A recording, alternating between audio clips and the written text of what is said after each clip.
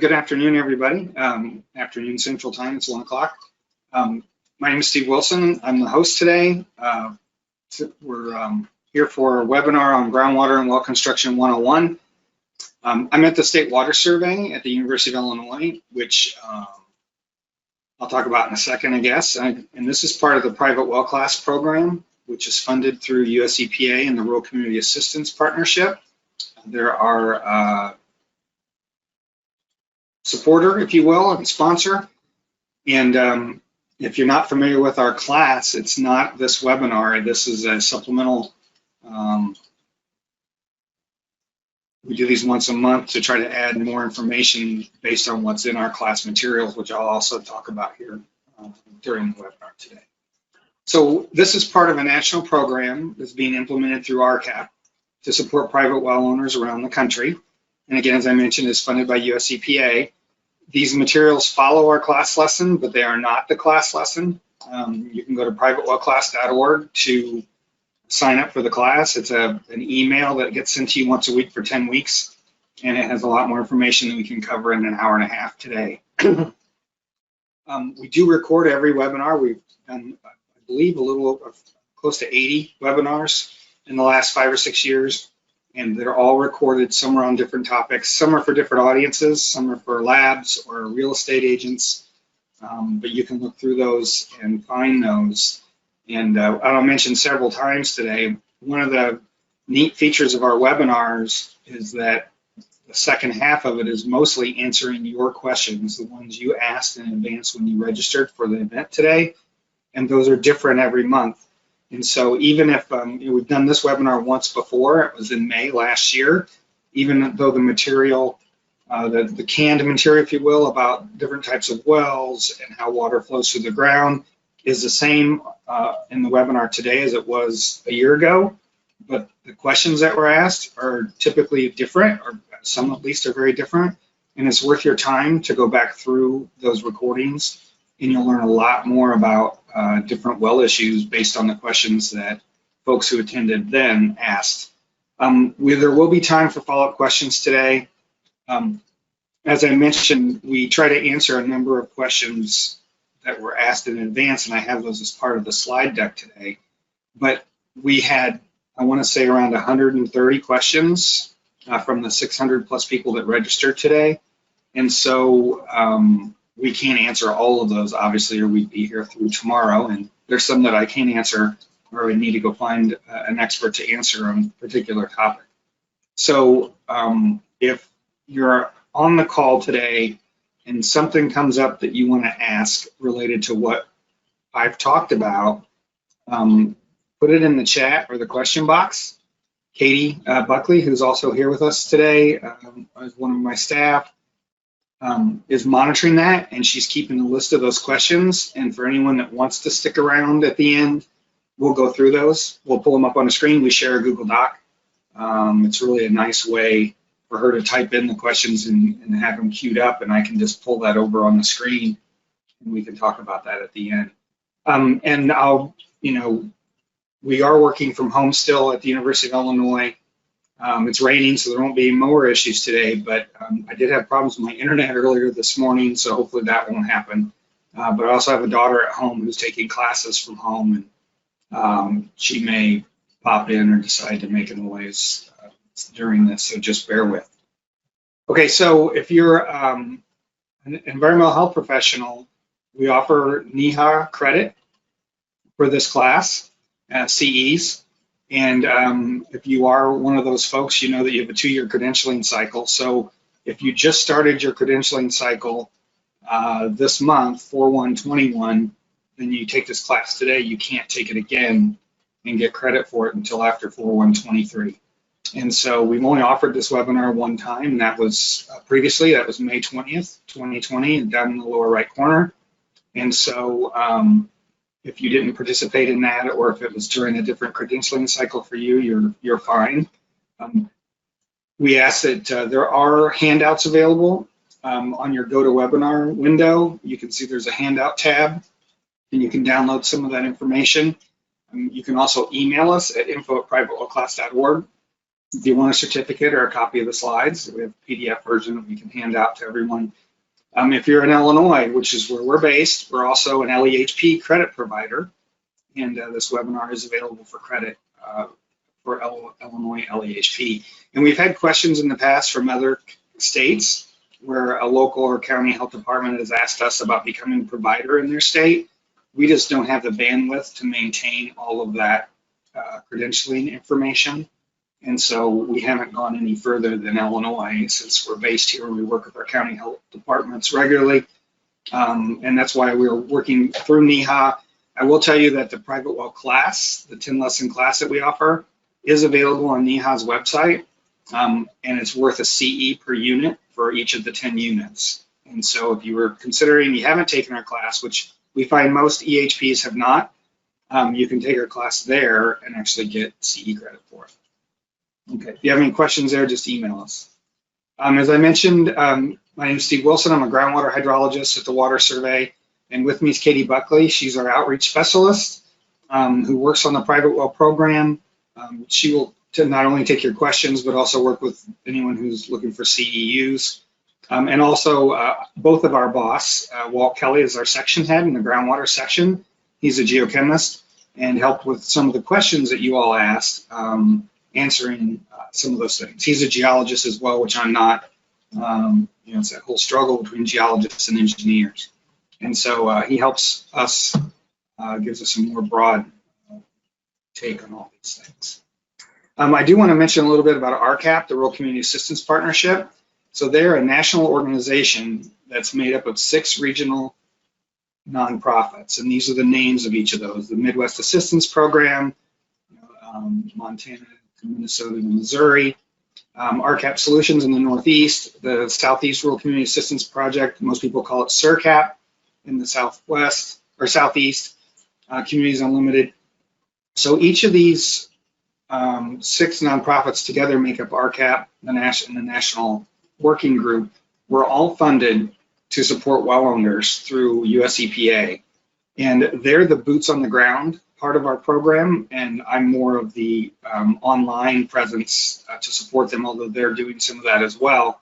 One of the coolest tools, I guess, and features of this program is they can help an individual well owner.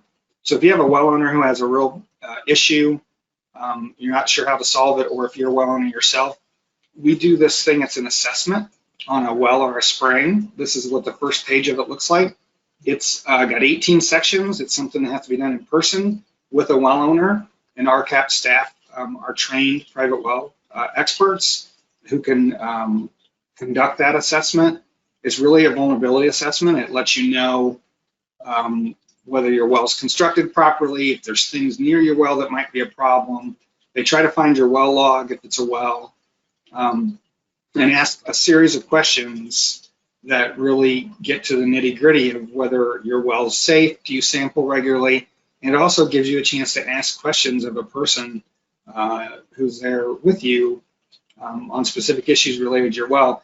When you've done this for a long enough time, like I have, what I've learned is that rarely are 2 wells identical. It might look the same, but the situation for the land use, or how deep they are, or how they're constructed, or issues they may have had in the past, or even the premise plumbing in your home are all different.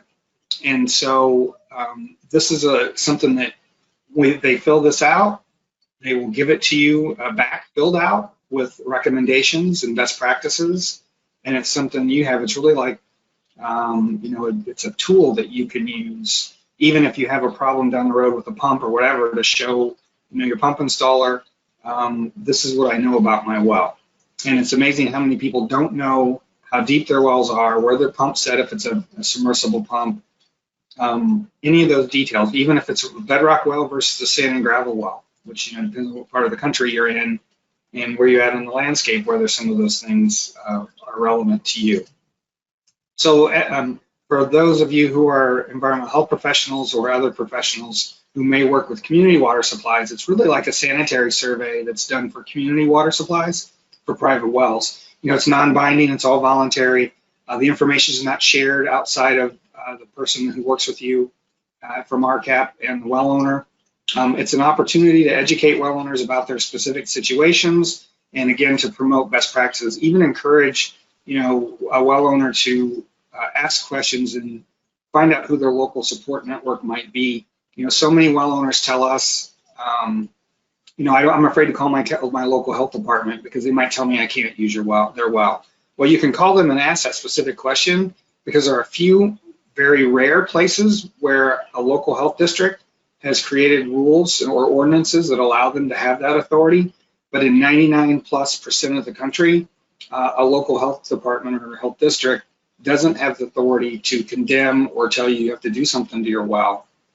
They're there to support you, and they may recommend you don't drink the water if there's a reason why that may be a detriment to your health, but they're there to really support you and give you advice and answer your questions. And so what I tell well owners today is call your health department and ask if they have authority to condemn your well. And very few will ever answer yes, they do. And then you're sure if you don't want to share that information because you're worried about that. But in the end, that's a problem. I understand a well's expensive and treating it can be expensive, but the importance here is that you protect you and your family and your health and your drinking water. A lot of groundwater is perfectly safe, and but you only know that if you test and you follow all the best practices. So these assessments, they've done well over 2,000 of these around the country. They've also led workshops for professionals where they've taught them how to do the assessments. And so those are, we're doing those now online for RCAP, and we help develop, it's a 4-hour class. And we just held that in January. We probably won't hold one again until this fall. But if you're a groundwater professional and you're interested in the assessment tool and using it in your job, you can contact us or one of the RCAP regions. So I mentioned I'm at the Illinois State Water Survey. A lot of people don't know what that is. Even in our state, my uncle used to ask me, do you still work for the water department? Every state has a state geological survey. But Illinois is the only state with a sister agency that's a water survey. And we were actually formed in 1895 because of cholera and typhoid outbreaks around the state. This is before chlorination was common in community water supplies. And as an example of that, this is from Pana, Illinois. This is in our files. In 1916, they had a typhoid outbreak, and the water survey went there to investigate why they were having this typhoid outbreak. They thought it could be that they had a brand new treatment plant, but the mayor said it was too expensive, so they weren't using it. Or that only half the town was sewered, the other half was still just straight drainage or septic. And so, but in the end, it ended up being the Pana Ice Cream Company, which is where those two arrows are in the middle. They also sold milk to the residents of the community. And they had one large tank, storage tank for their milk that everyone used the same bucket to get milk out of, and that had become contaminated and was a source of the typhoid.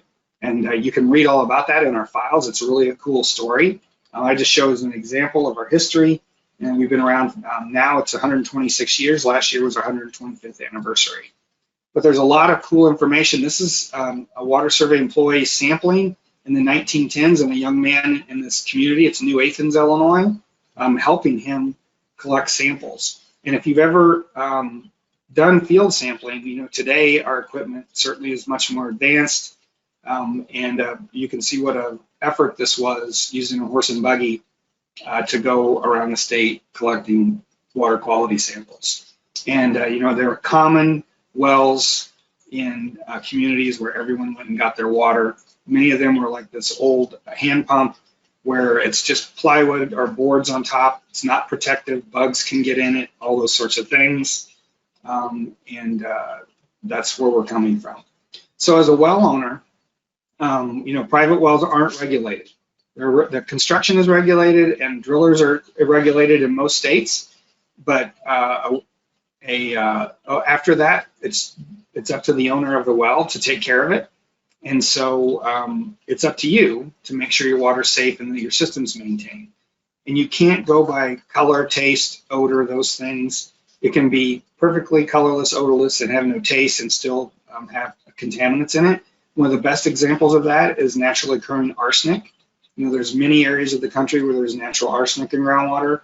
It has no taste, odor, or color. The only way to know is by sampling. The other thing is, so I grew up on an old well, an old hand-dug well my grandpa hand-dug in 1933. And when it rained, our water was cloudy. It was not protected. We had bacteria issues the entire time I was growing up, which my dad never took care of. And that's just the way it was. Today, I live in a community where we have a public water supply. I pay $40 to $50 a month. Now that my daughter's getting older, that's gone up to $60 or $70 a month. And it's spread out over all of our residents to make sure the water's safe, the infrastructure is maintained, and that when I turn on my tap, I have pressure. As a well owner, those are your responsibilities. And they sound daunting, but it really isn't. You test your well and you make sure your water is safe. If it's not, you have something in it like arsenic, you look at your options, and that may be to add treatment, which is a lot more cost effective today than it was 10 or 20 years ago.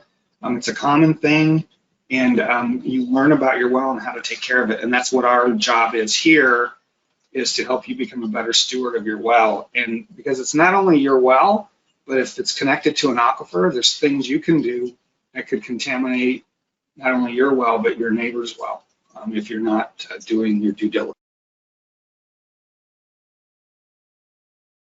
Okay, hopefully you heard all that.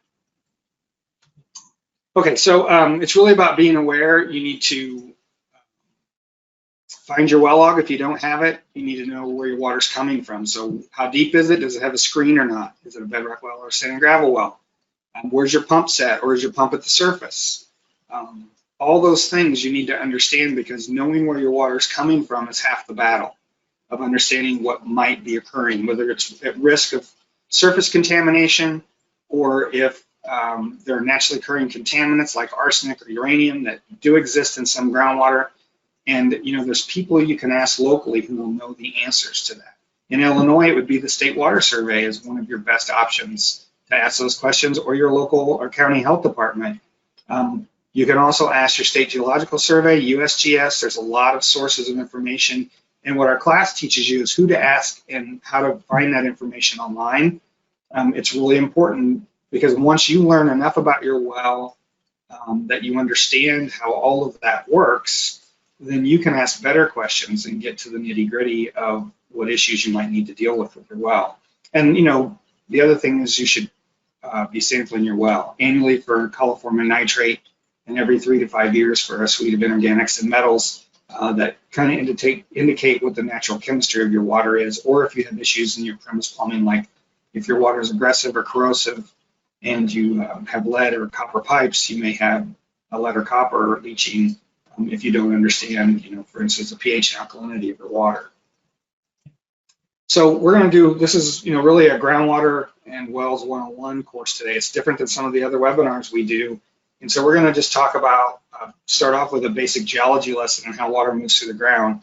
So this is meant to represent sand and gravel. It's porous material. So if I had a jar of sand, or in this case, there's a block of sand there, it looks full, but it actually is about 30% air. So I'm going back to the jar of sand example.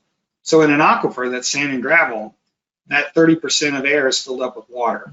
So if I had a 100-foot thick sand and gravel aquifer that was completely saturated, there would be, if I took all the sand away, there'd still be 30 feet of water left there, which is why you see many high-capacity wells along river bottoms or irrigation systems where the sand is, where the soil is sandy.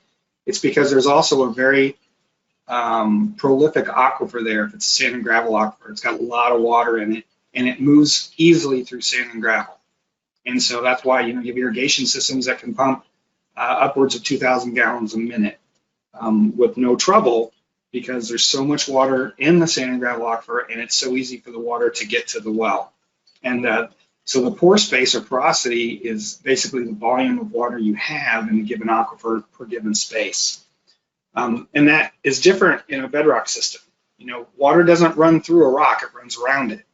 So those are fractured bedrock. And really, when you drill a bedrock well, you're hitting these fractures where the water is sitting it's like a pipe system. And depending on where you put your well, you have more fractures or less fractures. You may have more or less water available to you. And that's why we see in some areas where the bedrock's really, it's called tight, if you will, has few fractures and it's mostly solid. Unless you hit a fracture, you could drill a really deep well and have very little water. I worked with an irrigator in northern Illinois who they knew where the fractures were because they were so big that you could see at land surface where trees were growing, or you could see them from aerial photos where things were more green. And if you miss those fractures, if you hit a fracture, you could pump 1,500 gallons a minute. But if you missed it and drilled basically through solid rock, you might end up with a well 600 feet deep that would only pump 10 to 20 gallons a minute, even though it's very large diameter, 16 inches, because it's totally dependent on the fractures in this case. So here's some examples. At the top are all porous, which is sand and gravel again. It's unconsolidated material, which bedrock is consolidated. And so it depends on how that sand is sorted, how much water might be available. If it's more uniform, it's easier for the water to get through it, where if it's sand that's poorly sorted, meaning the grains are of different sizes, some of the little sand grains can plug up the gaps between the larger ones and make flow harder, and that sort of thing. In consolidated aquifer material, which is bedrock, you see three examples: fractured rock, fractured granite, and caverns and limestone. These caverns and limestone we're going to talk about several times today because a number of people asked about karst topography and geology. So those are where you have caves, sinkholes, water has gone through, and the limestone is soft enough, if you will, that over time water cuts it away, and you get larger caves, and those are full of water.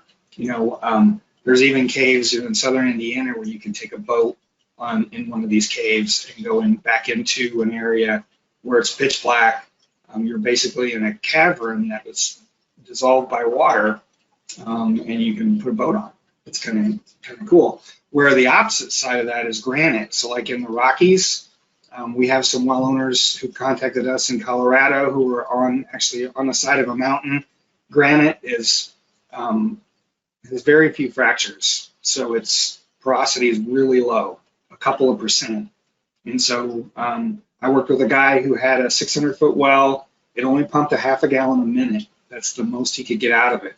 So he ended up developing a system where he added a cistern that his well basically pumped constantly into the cistern. So even at night when they're sleeping or when they're not home, some water was going into that tank, and then they pumped from the tank when they needed water. And so that's the only way they could have enough water to actually take a shower and run a dishwasher and all those things. So it's not equal for anyone. It's like whether you have oil under your ground or not, whether you have water, whether it's potable water, and how much of it you have is very dependent on your spot in the world and your specific location. Here's some example. The other thing besides porosity is permeability. That's really a velocity in a way. It's the easiest way to explain it. It's about how fast water can move through that given geologic material. So the larger the grains, the more permeable it is. So you can see on the upper left, gravel, big grains, large grains. It's easy for water to move through that. So as long as there's a pressure difference to drive the flow. So one thing that I didn't discuss is, water moves based on pressure. If I have a bathtub, it's completely level. The water level it's full. As soon as I open the plug up, water starts draining towards the plug, because at the plug, water goes down the drain. It lowers the pressure there and lowers the water level. And because the water wants to stay level, it all starts moving towards that low point. That's just like if you turned on your pump. You're lowering the water level in your well. That makes all the water around the well in the aquifer want to go towards the well to make it level again. Okay? And so it takes pressure differences between the well and the aquifer to cause water to flow into your well. And by pumping it out, you're lowering the pressure, and it's causing that flow towards your well.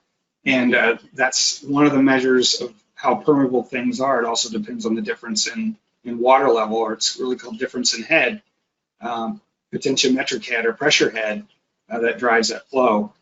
So as the grains get smaller, the flow gets less. So even though clay, if you look at the bottom left, is also unconsolidated material, the grains are so small that water can hardly get through it.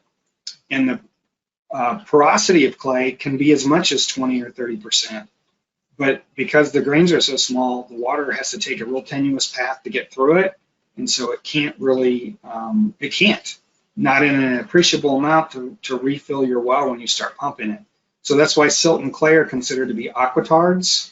They reduce flow or prevent flow, where sand and gravel are aquifers, where you can pull enough water that's usable for a well. And you can see by how fast water moves, like in a gravel, up to 3,000 feet a day, wherein a clay can be 1 foot in 10,000 years if it's a tight enough clay.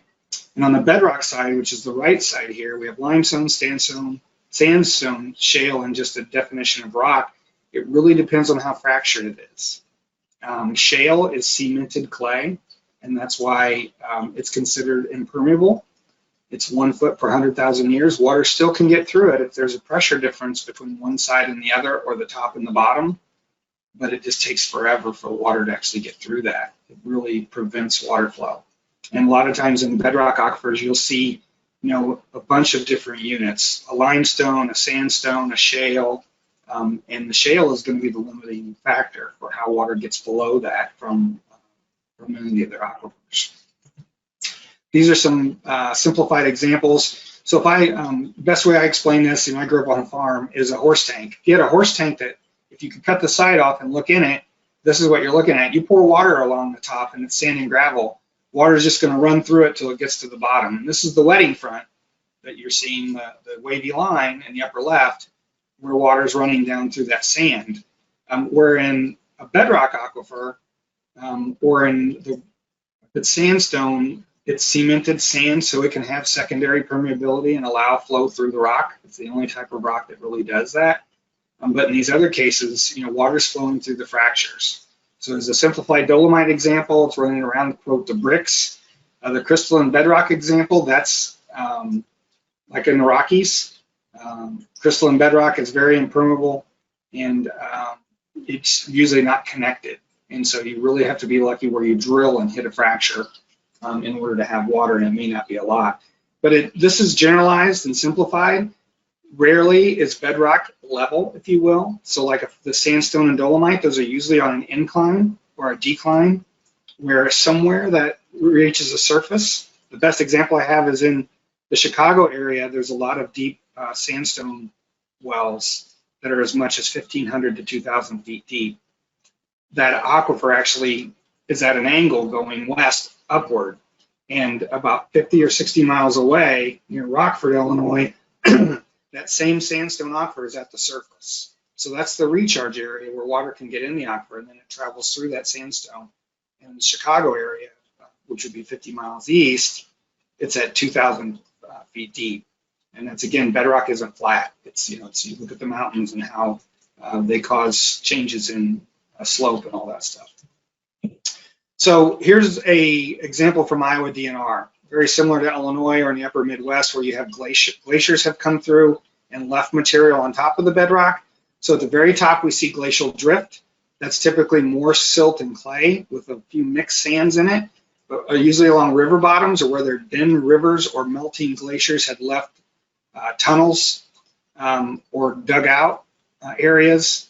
That's where the sand and gravel is deposited, because when water's flowing, the small materials fall out and the heavier ones drop. That's why you have sandbars along rivers and the areas away from a river. Like if you look at this example, this could be the Illinois River or the Mississippi. At the very top, that small blue with the surface, and there's along the water table line.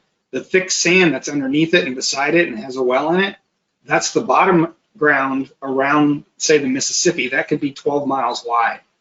But when the glaciers were melting, it was 12 miles wide of water, back a million years ago or 600,000 years ago. But then as that all receded, now the river only takes that small footprint where it exists today, which, along Illinois and Iowa, the Mississippi is at least a half mile wide over most of that stretch, if not more. But the rest of that is all full of sand and gravel, and you'll see irrigation wells all along it because there's a lot of water available. As you go down through, you hit limestone, shale, limestone, sandstone, and shale. In this example, they're using sandstone as an aquifer, but A lot of bedrock wells, once you get into bedrock, you don't continue to use casing. So this well could be open to even the limestone that's in the above the shale, as well as the limestone and the sandstone below the shale, because the rock acts as your casing. And I'll show that as a better example a little later. But you have different aquifers at different depths, and that's the point. You need to understand this. Your State Geological Survey or USGS will have maps that show these cross sections like this, not this nice and simplified, but show you for your location what aquifer options you have. Like in this case, you have a number of options. There's shallow sands. There's also limestone, or you can go down through the shale and hit a second limestone and sandstone. You know, that shale layer prevents water from flowing down through it. And so the limestone and sandstone near the bottom of this diagram could be 50,000 or 100,000 years old since it's seen the light of day. And so it's not going to have any surface contaminants unless the well casing wasn't installed properly or things like that. And so how that looks overall, how water flows, you know, groundwater is always in movement because of pressure differences. So you can see on this diagram, and I'm sorry, it's I blew this up poorly. We've got a lot of, this must have been a JPEG because I didn't do a good job here. Water can take millennia, centuries, decades, days, or even less than that to reach where it discharges. And these arrows indicate what's going on when water infiltrates into the ground, into the soil at a certain point. There's a water table that eventually makes its way down into an aquifer, or as it's going through an aquitard. There can be seeps, springs, all of these things. This is kind of the hydrologic cycle. Typically, groundwater is not shown in this. It's rainfall, it runs off to a stream, goes to an ocean, then it evaporates and starts over again. But there's an entire process below the ground that affects how aquifers are recharged, which dictates how much water is available, how much recharge they get. You know, this aquifer that's along the stream might get 10 or 12 inches of recharge a year from rainfall. So in Illinois, we get about 38 inches of rainfall a year. Our sand and gravel aquifers that are along streams where it's sand at the surface, so there's a lot of infiltration, may get 10 to 12 inches of recharge. Whereas a buried aquifer that's underneath an aquitard may get a 1/4 inch of recharge a year, because that's all that can get through that aquitard annually and provide additional water. So if you're pumping from that deeper aquifer and there's a lot of high capacity water use, you could eventually cause permanent drawdown problems or even dewater the aquifer. And that's actually going on right now in the Chicago area, south of Chicago, in the Joliet region. They pump so much groundwater from the deep sandstone there that now a number of communities are going to have to find a different water source because the aquifer can't sustain all the pumpage and the growth in the region. And that's just, you know, it's not an unlimited resource in those cases. So we're going to talk about 3 types of wells.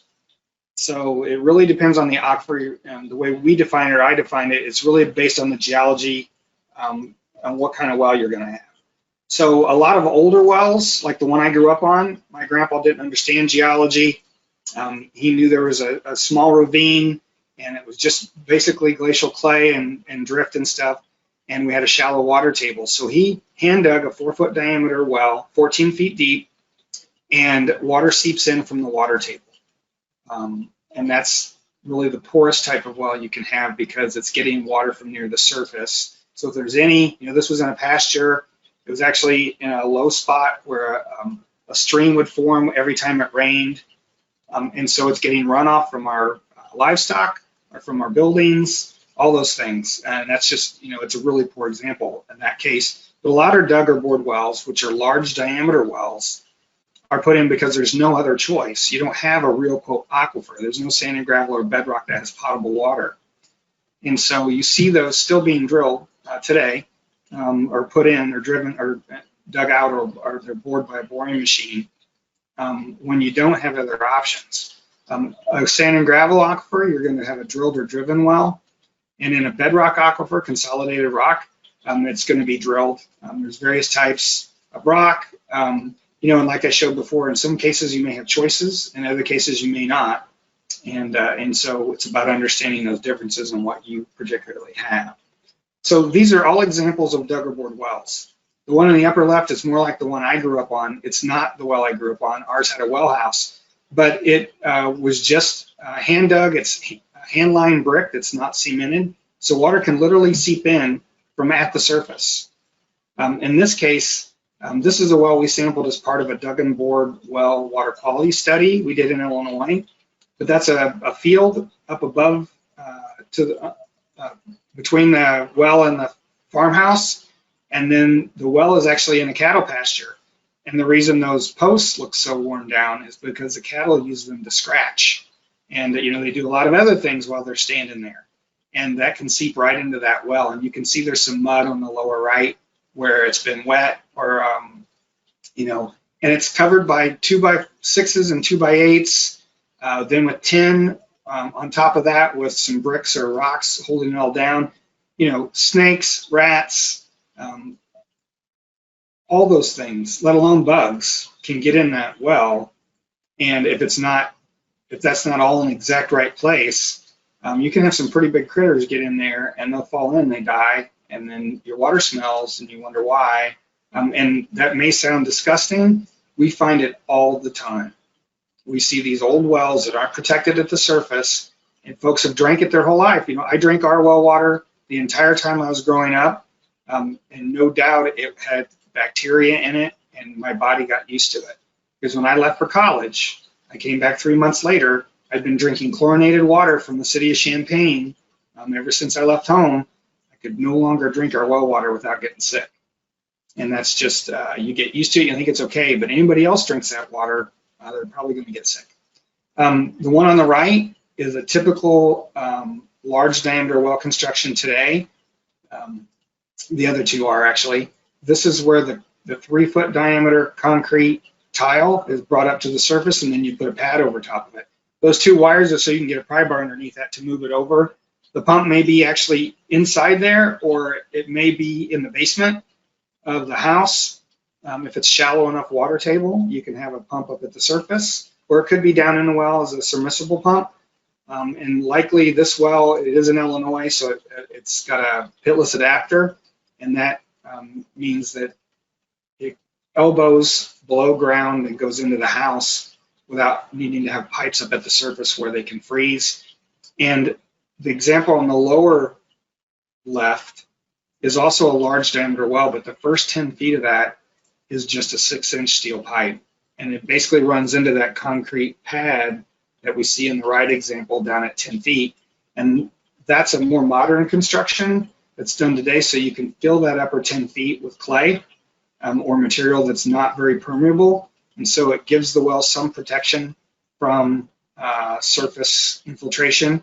Whereas this well on the right, those are 4-foot sections of tile that are laid vertically, and they just sit on top of each other. There's a male end and a female end.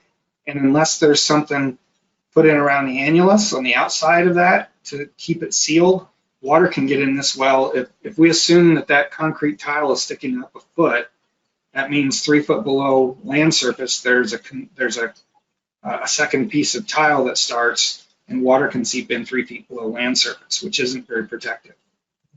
And here's 2 examples of what those look like. The one on the left is the one with the concrete pad on top. You can see where the sections of tile are. In this case, they put 6 inches of concrete around the upper 10 feet so that it's sealed and water can only come in below that. Typically, these wells get water from the water table or from a very thin sand lens that may be in, these are glacial materials where there may have been a sand lens formed when the glacier stopped or started melting for a while. The other construction on the right is where it's a 6-inch pipe down to a concrete pad that's 10 feet below land surface. And again, that's meant you can fill that with clay or clean earth fill or things that are not very permeable. And so you're protecting it from surface infiltration a little bit better as long as that's sealed around the well. And this also shows a pitless to the pressure tank in the house. And this has a submersible pump. The water seeping in at each of those joints along the outside of the casing, and that's 3 or 4 foot diameter. And the whole point of a large diameter well is storage. It's not much different than a cistern in that you don't have a great aquifer here, and so water seeps in slowly. So during the in the morning, two people take showers and you run your dishwasher. You may lower the water level in this 2/3 of the way down, almost maybe to the pump. But then during the day or during the evening, it slowly infiltrates back in because the water level outside the well is higher. And so it's trying to push water into your well.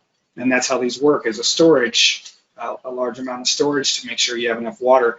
And how that worked on our well is a few times I would, our well in dry times in the summer, I had left a hose in our horse tank when I was trying to fill that up and forgot about it. And we might go without water for 2 or 3 days until that can fill in. And so it just depends. If you have one of these old wells, those are things you may already be aware of if you have that issue. So a sand and gravel well is just as it sounds. It's in sand and gravel.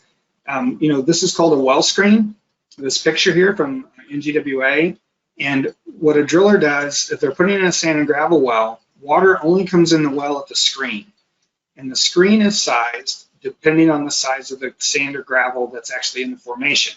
So as they're drilling the well, they take samples of the stuff that comes up. If they're, most of this done reverse mud rotary, so the cuttings come up through around the drill pipe with a bit on the bottom, and then you're collecting those samples and seeing how big the sand and gravel are. So you size the screen to keep the sand out but let the water in. It's no different than the screen on your door.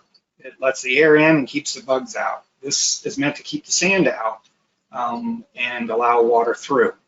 And so everyone's different, and these are woven stainless steel in this case. They do make PVC ones that are we use for monitoring wells, but I believe most state construction code would require a more permanent screen. If this was a 200-foot well, then the screen might be the lower 5 to 10 feet or less of that, and it's solid pipe above it. So the important thing here is if you have a 200-foot sand and gravel well, water's only coming in, say, from 195 to 200 feet below land surface, and that's a good thing. And it's probably at the bottom of the aquifer, so there's a lot of water above it, and also it's farther away from the surface, so you don't have as much risk of surface contamination. This is a typical well log for Illinois.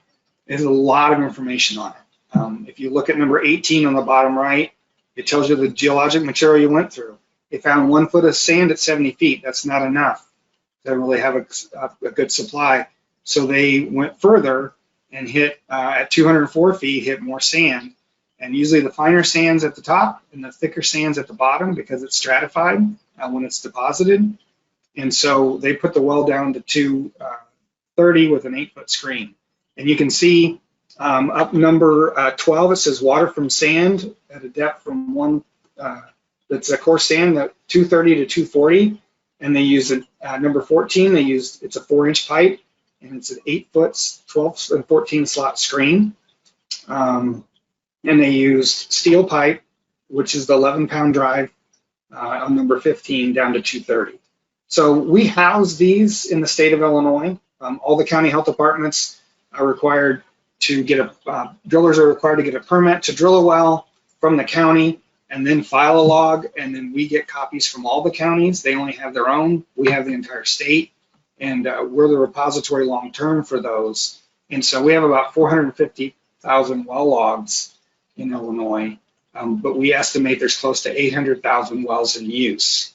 And so that's a whole nother issue, but we started requiring logs in 1968. Some states didn't start till much later. And I bring that up because when you're trying to find your log, we can usually either find a log, your log, or a nearby log that's going to be representative.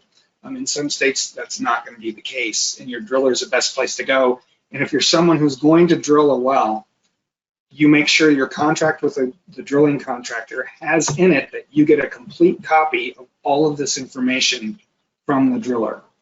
We certainly have states where the rules are more lax, and the drillers hold these things and they're proprietary and don't want to share them because they're competition and knows how deep to drill in the same area. And it's like pulling teeth, or they won't give them up sometimes. And that's completely wrong. And so you as a well owner need to do your due diligence and make sure they're filed and that you have a copy of all this information. So the other type of well is a bedrock well.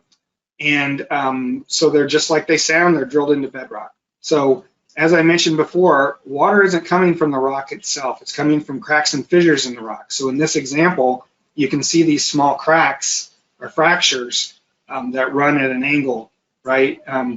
So the difference here is most bedrock wells only have casing 10 to 20 feet into the bedrock. So in this example, you can see on the right side, just below the blue where it says 10 to 20 feet of casing into bedrock.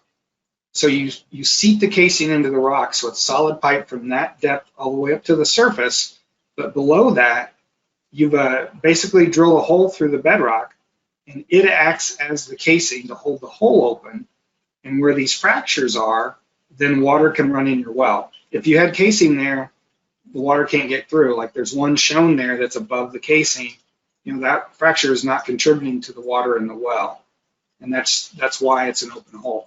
So the real difference there is it depends on the number of fractures. If you only have one fracture, all your water is coming from that fracture.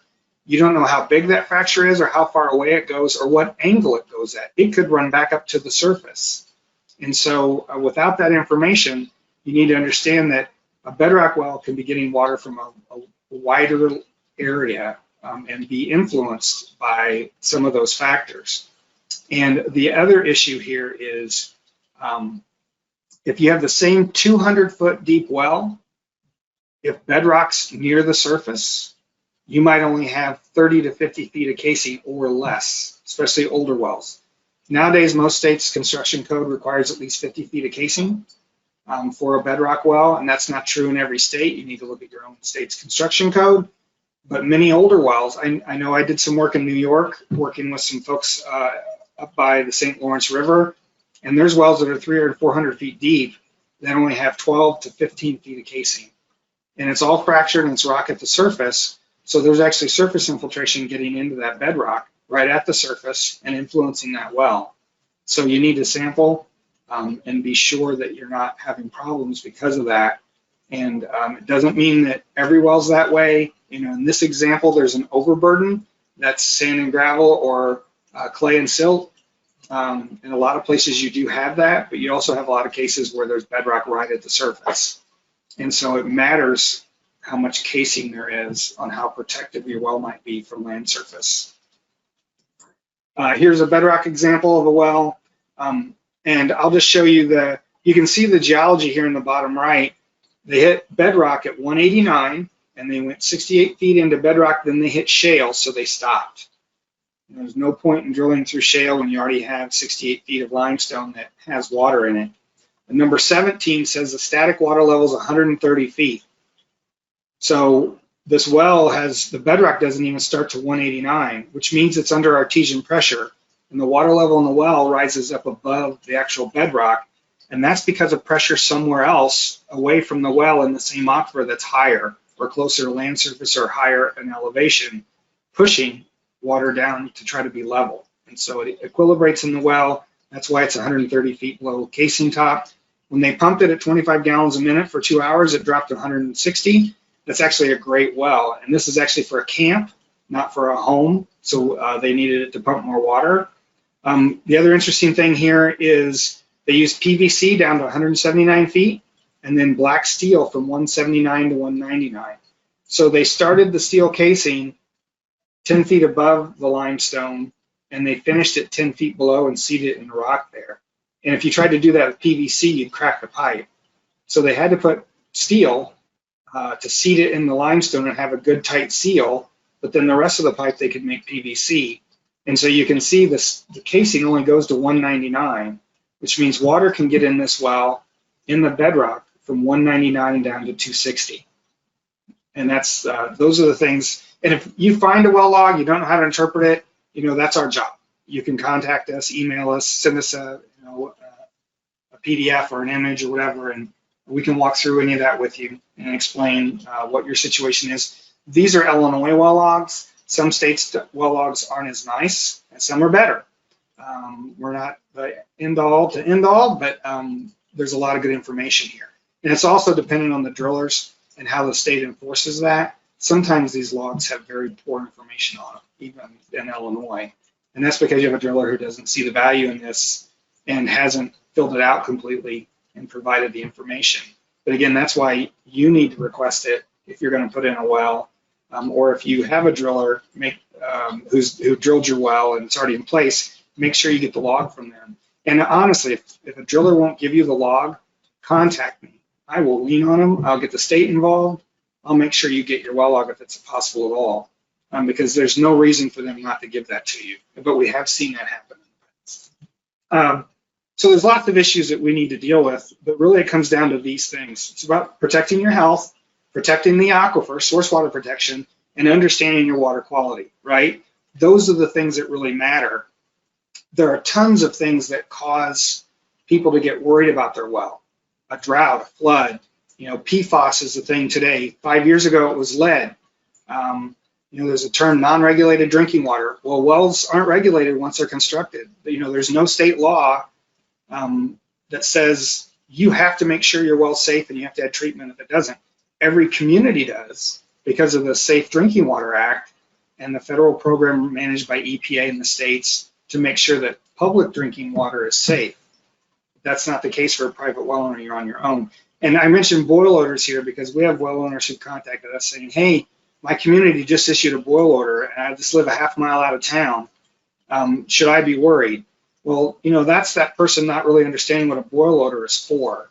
So in a community water supply, if a pipe breaks, then it's a closed system. There's no way for water to get in or out from after the treatment plant through the distribution system unless a pipe breaks. And now you have shallow water table water that might be able to get into that system that could be contaminated. So the community has to issue a boil order to make sure that folks aren't drinking that water until they've fixed the pipe and made sure it's all sealed again. But it's just a point that these things happen in the news.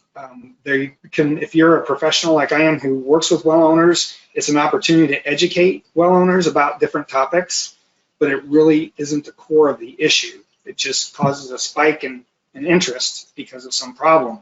And this well, I'm going to show it here and mention it because there's several questions about well height and well caps and those things. This is a well for a hog facility, and those trees are a small stream. So there's sand here along the stream because it used to be a much bigger stream, like when the glaciers were melting. And so they've put the steel casing up high enough to be above flood stage so that even if there were a flood in the 100-year floodplain for this particular stream, it's not going to overtop this well. That's about 8 feet high or 9 feet high. I stopped along the road and took this picture, but it's an example of what someone did to make sure their well stayed safe. And the white pipe there is actually just all the wiring for the pump and going, it's going up through that PVC and then down through the inside to get to the pump that's a submersible pump there. And the hog facility is off to the left about 200 yards away. But it's, that's a smart thing to do. You pay for 8 more feet of pipe and it's a little harder to work on. You have to get a bigger truck over the top of it to actually pull that pump and those things. But it means you're never going to have water quality issues with that well. So there's 2 things that I've learned that really are the most important issues here. One is old wells. When I grew up on, the 2 that are in this picture, these are all a large diameter hand-lined brick wells. One of them has a makeshift cap that's wood, but that wood has gaps in it, so insects and everything else can get in there. The other one, there's a brick that was out of this. It actually had frogs get in, or toad get in, I think. We were trying to fix it for this person. But it's really old wells that don't meet current construction code. No one has to bring their well up to code. If it already exists, you're allowed to keep it. And then lack of well owner knowledge and education. So many people don't understand what it means to take care of your well. And frankly, there's folks who should not be well owners. They should be on city water if they can be, just because they don't have the wherewithal or the interest in learning enough about how to take care of their well and make sure it's safe. And that's really, those are the 2 biggest problems we all face as professionals. in dealing with all the private well issues and the contamination issues with wells. So what do you do about poor construction? Again, well construction code varies by state and it changes. As we learn something new, I know somebody asked a question about the grout study that was done in Nebraska. You know, the only state that changed their regulations because of that study, which every state should have, was Nebraska. I talked to someone in New Mexico last fall. They're reworking their well construction code to include that information. And what that grout study showed is that in not every type of geology does the grout actually stay in the annulus like it's supposed to. And so if you grout it according to code, it could still be vulnerable in some instances, and that's where that is. So construction code changes, but all wells are grandfathered in. So we still see wells in pits. We see many hand dug wells that aren't safe, and you know they cause a number of problems, especially those wells that are in pits or the old hand dug wells. We have a well that's in one of our counties that we went to take a water quality sample of. It's 20 feet wide. They put a bin top over the top of it, and it's, you know, they just dug out a 20-foot hole basically.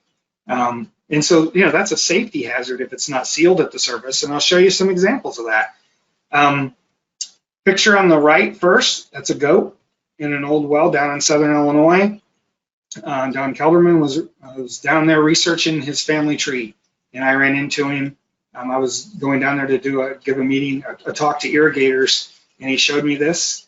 And you know, that's a brick line well. They'd taken a concrete tile pipe and put on the top of it, but it wasn't sealed in any way, and a goat got in there and fell and died. And you know, I know that's disgusting, but it's not.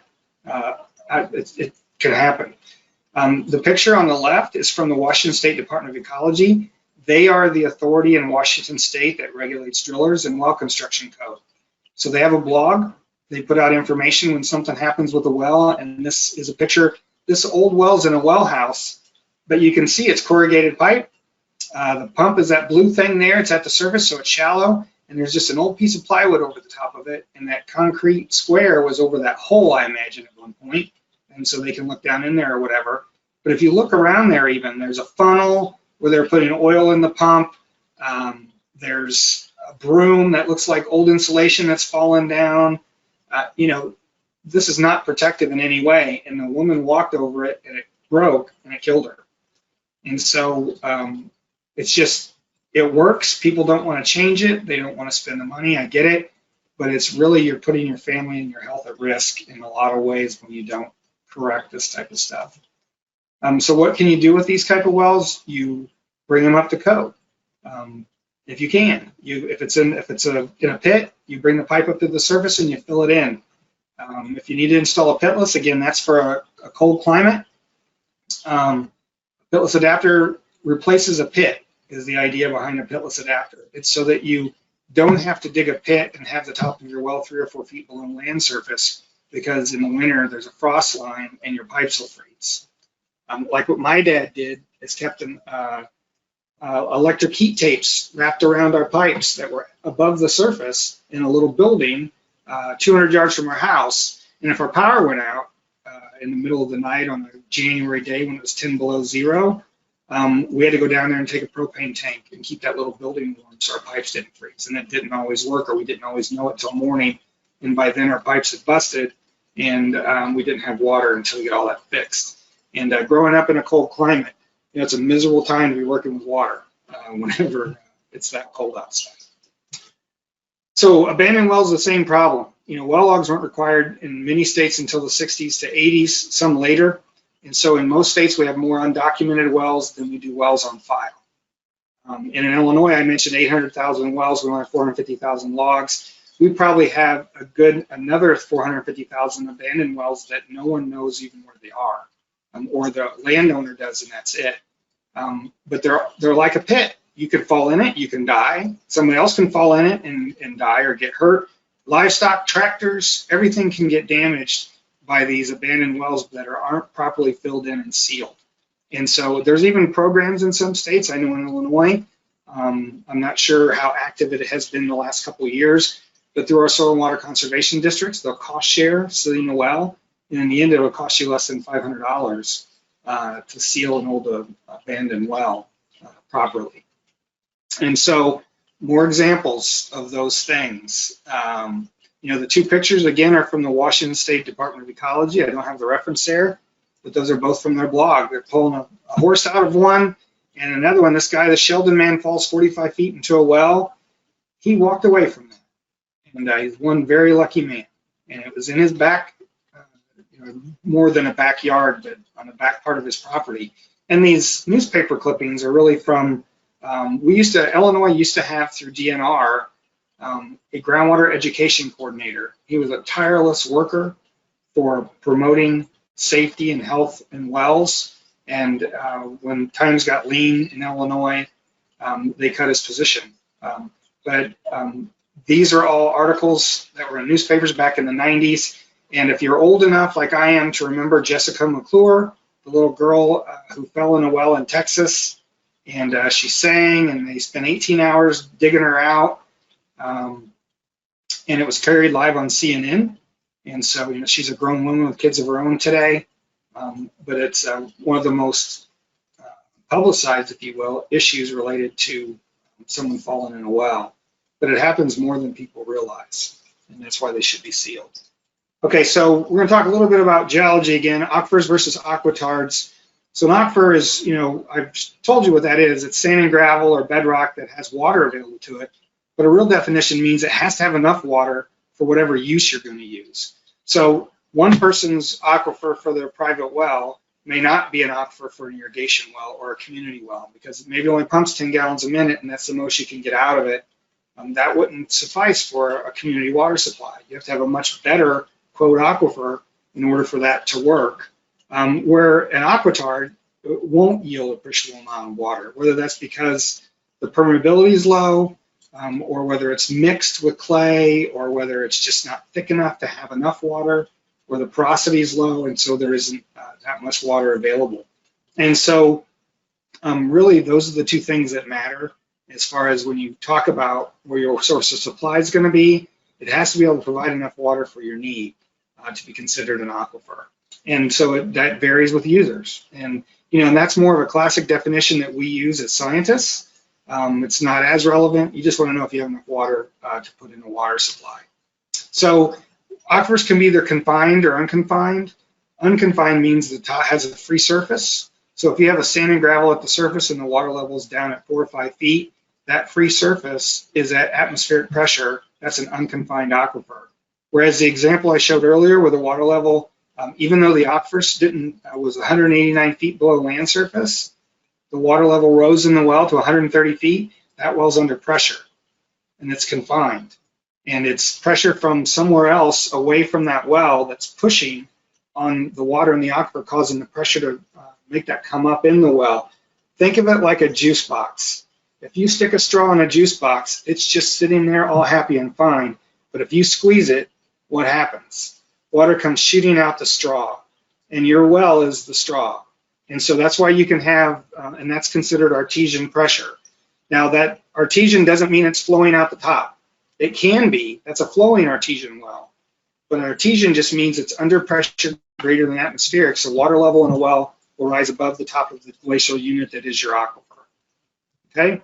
And so here's some examples of unconfined aquifers. You have two wells. One has a much longer screen. They're both at the water table.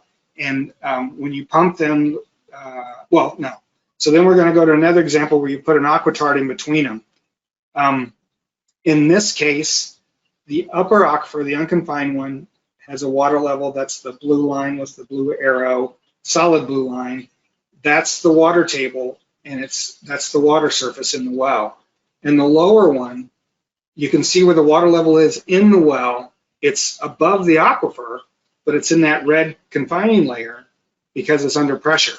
So water is pushing from the sides in that well and making it rise up above the top of the aquifer, and that's why it's confined. And the aquitard is the confining layer. So how that works, in an aquifer that's confined, this is an artesian well. The black here is a water level, and it's above the top of the aquifer, so it's artesian.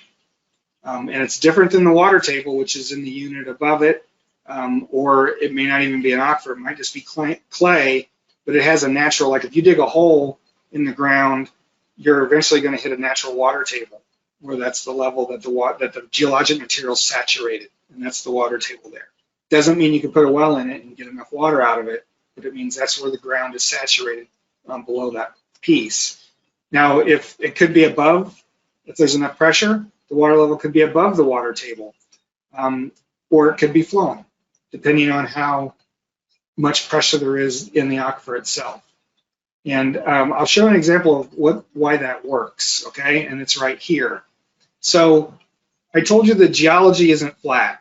And if you look where these two well screens are on the big wells, the ones that are longer, they're both in what's called the artesian aquifer. And these wavy, these curved lines are the top and bottom of each of these units. So you have a lower confining bed above the bedrock, the consolidated rock, then an artesian aquifer, then an upper confining bed that keeps the water table at a different level. So you can see the water table is even with the stream, and the water level in the well is at the same point.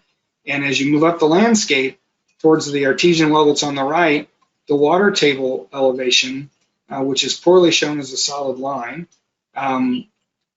is higher than it is at the stream. That's because water's heading towards the stream. But the deep aquifer, the artesian aquifer, is the dashed line. That's the water level because of the recharge area on the far right. So water's running in from land surface into that artesian aquifer, and it's causing pressure on the system, and it's pushing water up in those wells. Now, without the stream being there, or if you had the well on the far left, had a higher casing up to above the dashed line that's flat, it would also have the same water level as the artesian well on the right. But because we have not enough casing there, it's flowing out instead and causing a lower elevation point for that aquifer. And then I'm sure I'm making this confusing. We do discuss this in our class lesson in much more detail, but it's meant to illustrate why water can push up in a well even though it's above the aquifer. It's because somewhere else there's water coming into the aquifer causing an increase in head. And again, the best way to think about it is a juice box that you squeeze. If you squeeze it, water's going to come out the straw because it doesn't have anywhere else to go. By putting that well casing in there, you're giving it an outlet for the pressure. And it's going to rise to a level that's equal to atmospheric. So the pressure of the air pushing down equals the pressure going up, and that's why it's so high. Here's the Chicago example I mentioned before. The St. Peter sandstone and the Ironton's Galesville sandstone. These are communities, and the blue on this is Lake Michigan. So we're looking west to east, left to right, and out by DeKalb, the St. Pete is only at 400 feet elevation, where by Chicago it's down 200 feet below mean sea level. So, and if you went further, it eventually would come to the surface. But it's because of pressure that these wells, and the reason these wells go through both units is because most of them are not cased, so water can come in both from the St. Pete and the Ironton Galesville into these wells in different places because it's just an open hole. But because of all the pumpage near the middle of this unit on this picture, the water level is actually lower at Elmhurst than it is at the industrial site in Chicago. So water's flowing in the St. Peter sandstone and the Ironton Galesville basically uphill is what it looks like, right? Those arrows are both going into the middle, and that's because the pressure's less there. Because water doesn't flow downhill per se because of the direction of the aquifer. It flows downhill based on a lower pressure. And so there's lower pressure in the middle, so water's moving in the aquifer in both areas towards Elmhurst in this example. Yeah. So what happens when you pump a well? Well, it creates a cone of depression around the well in the aquifer. As I mentioned, it wants to be flat. Just like if you have a glass, water, the surface of the water on in your glass is flat. If you, on a larger scale, if you start withdrawing water from a certain point, like we are in a well, it lowers the water level there, and water starts trying to come in to fill it back in and make it level again. And so these lines, we're looking at two pictures here. One is from above. The picture on the bottom is you're looking down on the well, and those numbers, 410, 420, 430, are sea level elevation. So further So here the static water level, if the well were not pumping, would be 460. And at the well, it's 400 because we're pumping it hard enough to lower it 60 feet in the well, and now the water's trying to fill in. And this is an idealized case where the geology is perfectly the same everywhere. You know, it wouldn't be a perfect circle unless the porosity and the permeability were exact everywhere, and that's not the case in the real world. But it shows you what's going on in a well. If you have two wells, it causes more drawdown between the wells because it can't recharge as much or fill in as quickly. There's no water to do that. And so more of the water's coming in from the left and right. And you can see what that cone of depression looks like between the two wells. And you have this a lot in community wells where they have a well field. They may have 6 or 8 wells and they pump 2 or 3 at a time, depending on how much water they need and how prolific their aquifers are. And then you can have issues like if you're near the edge of the aquifer where there's a, you know, this is a sand and gravel aquifer example. If there's no water further to the left because it's the edge of the aquifer, then it can't fill in as much there. It's going to lower the water levels there more. Same as if, you know, another well were over there, it's going to cause the same thing. Or on the opposite side, if you're near a river, the river is a constant source of water to the aquifer. So the more you pump, the more you can influence the water from the river coming into the aquifer. In fact, many community water supplies that are in these sand and gravel bottoms along rivers are considered to be surface water supplies, even though they're actually groundwater. And the term is called groundwater under the influence. And it means that if they pump their well hard enough, they're actually going to get surface water infiltrating and getting into their well. So they have to treat it like it's a surface water supply for bacteria and those things, and it requires more advanced treatment. But you can see the river acts as a constant head boundary. The water level doesn't change. And so all the drawdown is to the left of the river in that case. So Illinois and a number of states have tools where you can look at your well logs online. And I'm just going to show ours because in another webinar, I showed different ones and different state ones, but I'm just going to highlight how helpful this can be if your state has this sort of information available. You can go to our state geological survey. We're sister agencies. We work together. There's a water well. It's called IL-Water, which is a poor term, but it's the way it is, IL-Water for Illinois. And you click on that, and it brings you up to this tool that shows the brown here. I think it's brown. I'm colorblind. Is where an aquifer is, and the dots are all wells. And then most of wells are put in our system based on a legal description, township or tier range and section in 10-acre plot. And so these are all the wells in the area, and this is close to, well, Champaign's right in the middle where I live. And Champaign has a well field for their community water supply, and there's a lot of private wells, as you can see in the area. If I zoom in, I can click on a well. I clicked on this well that's 267 feet deep by our airport, and it tells you the API numbers, the geological survey designation. The water survey uses a different number, but we can look them up either way. And then you can click on that blue API number, and it's going to give you this generated log. Now, they've entered all this information into a database, so it's not the original information that the driller may have put on it, and there's some things that may not be included, but it gives you all the geology here, who the owner is if they know, you know, when it was drilled, all that information. And for some of these, we're now combined our databases. Historically, the two surveys operated independently, and now we're working on trying to create just one combined database. We don't have the geologic information on file like the GeoSurvey does, but we scan the actual log from the driller, which is many times more helpful. And so in this particular example, you can go to the blue image viewing things and see the actual log, which, you know, it's handwritten. It's got a P number at the bottom. That 10463 is how the powers that be at some point, probably back in the 50s or 60s, decided to create our numbering system, and that's what we stuck with.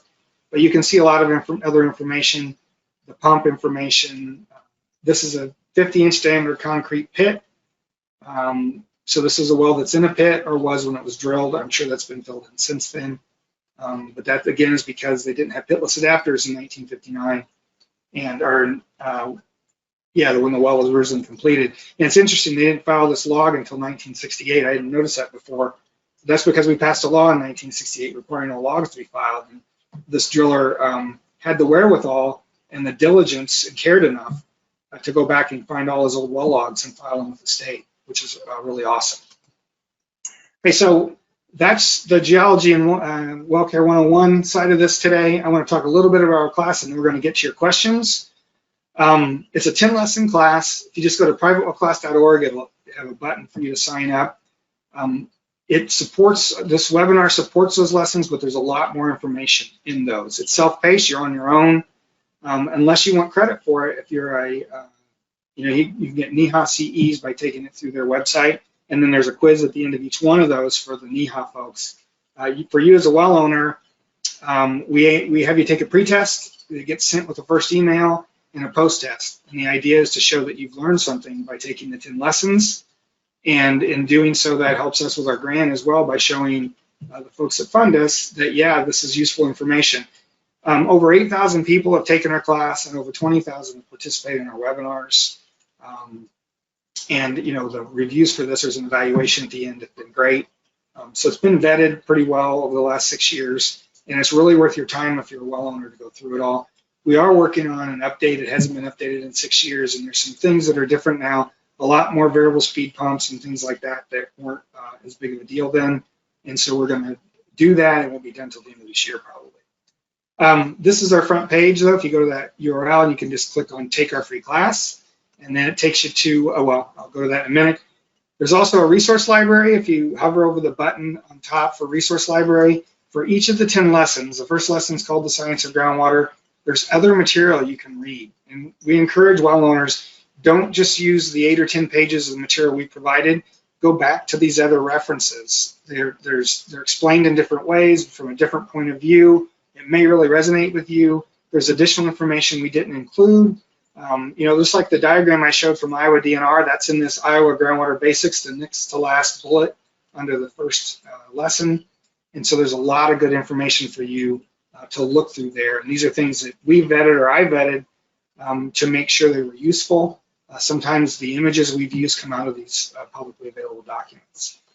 We also do webinars like we're doing today every month. We do one every July on septic systems. Those are all recorded. You can watch the video, and again, there's questions at the end. We also do specific ones on topics like lead.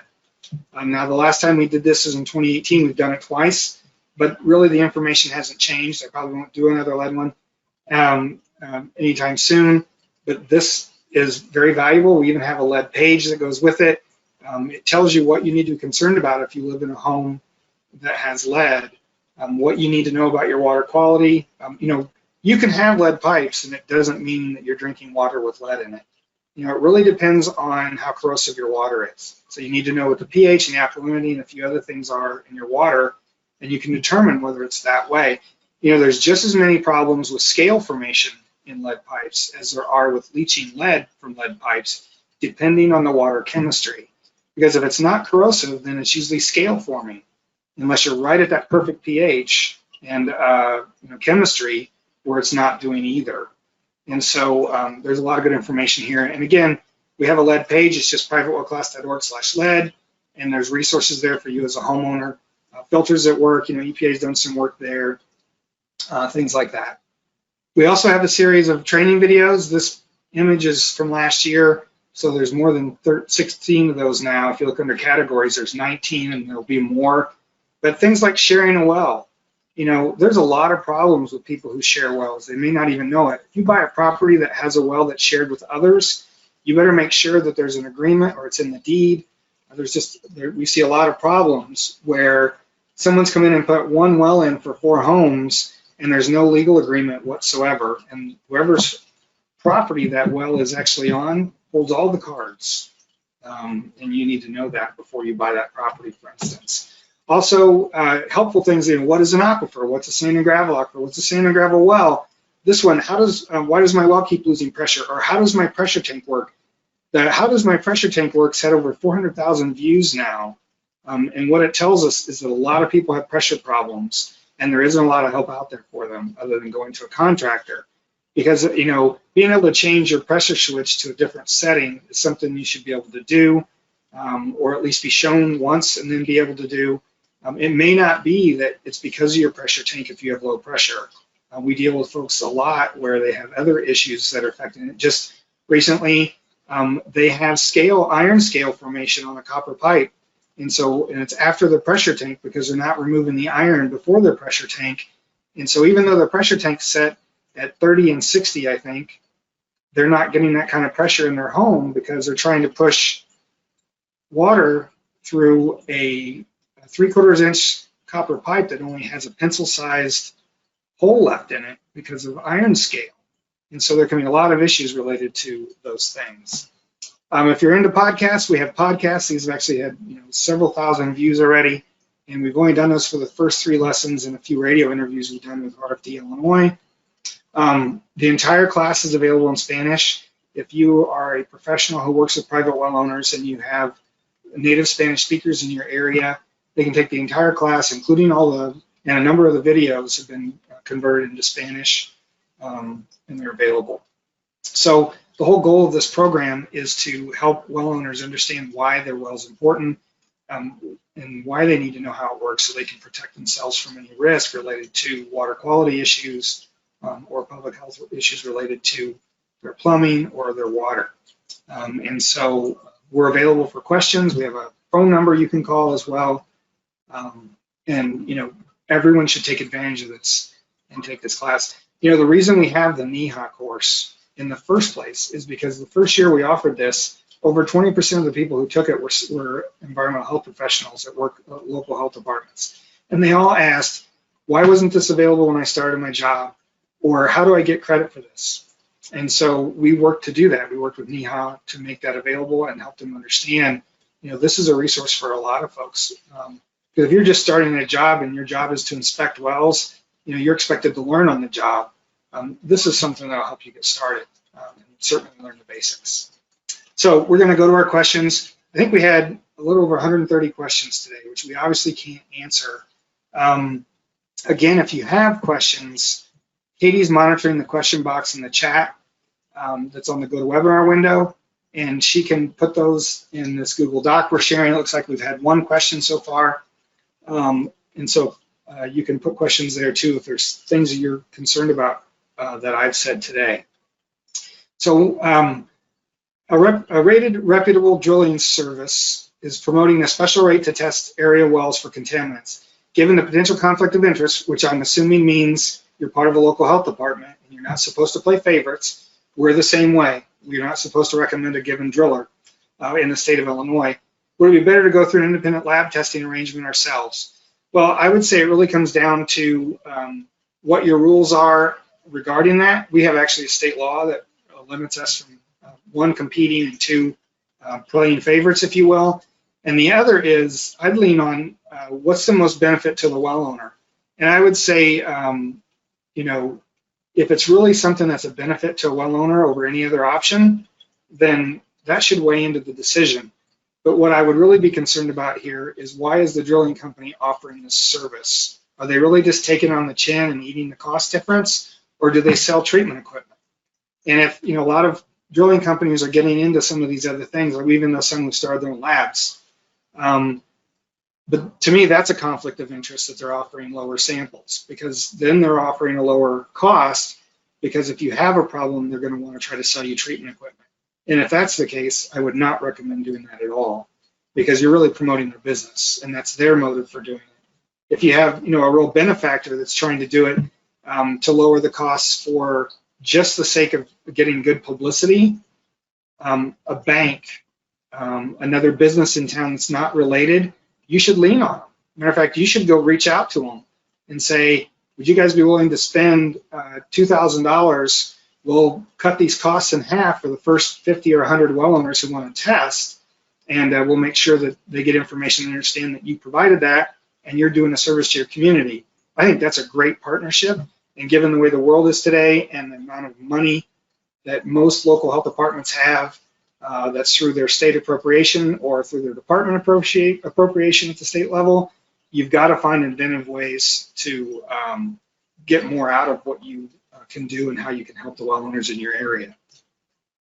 What do I test for? This comes up every webinar, and we usually put it in every webinar. Some of them we actually have this included as part of the regular text.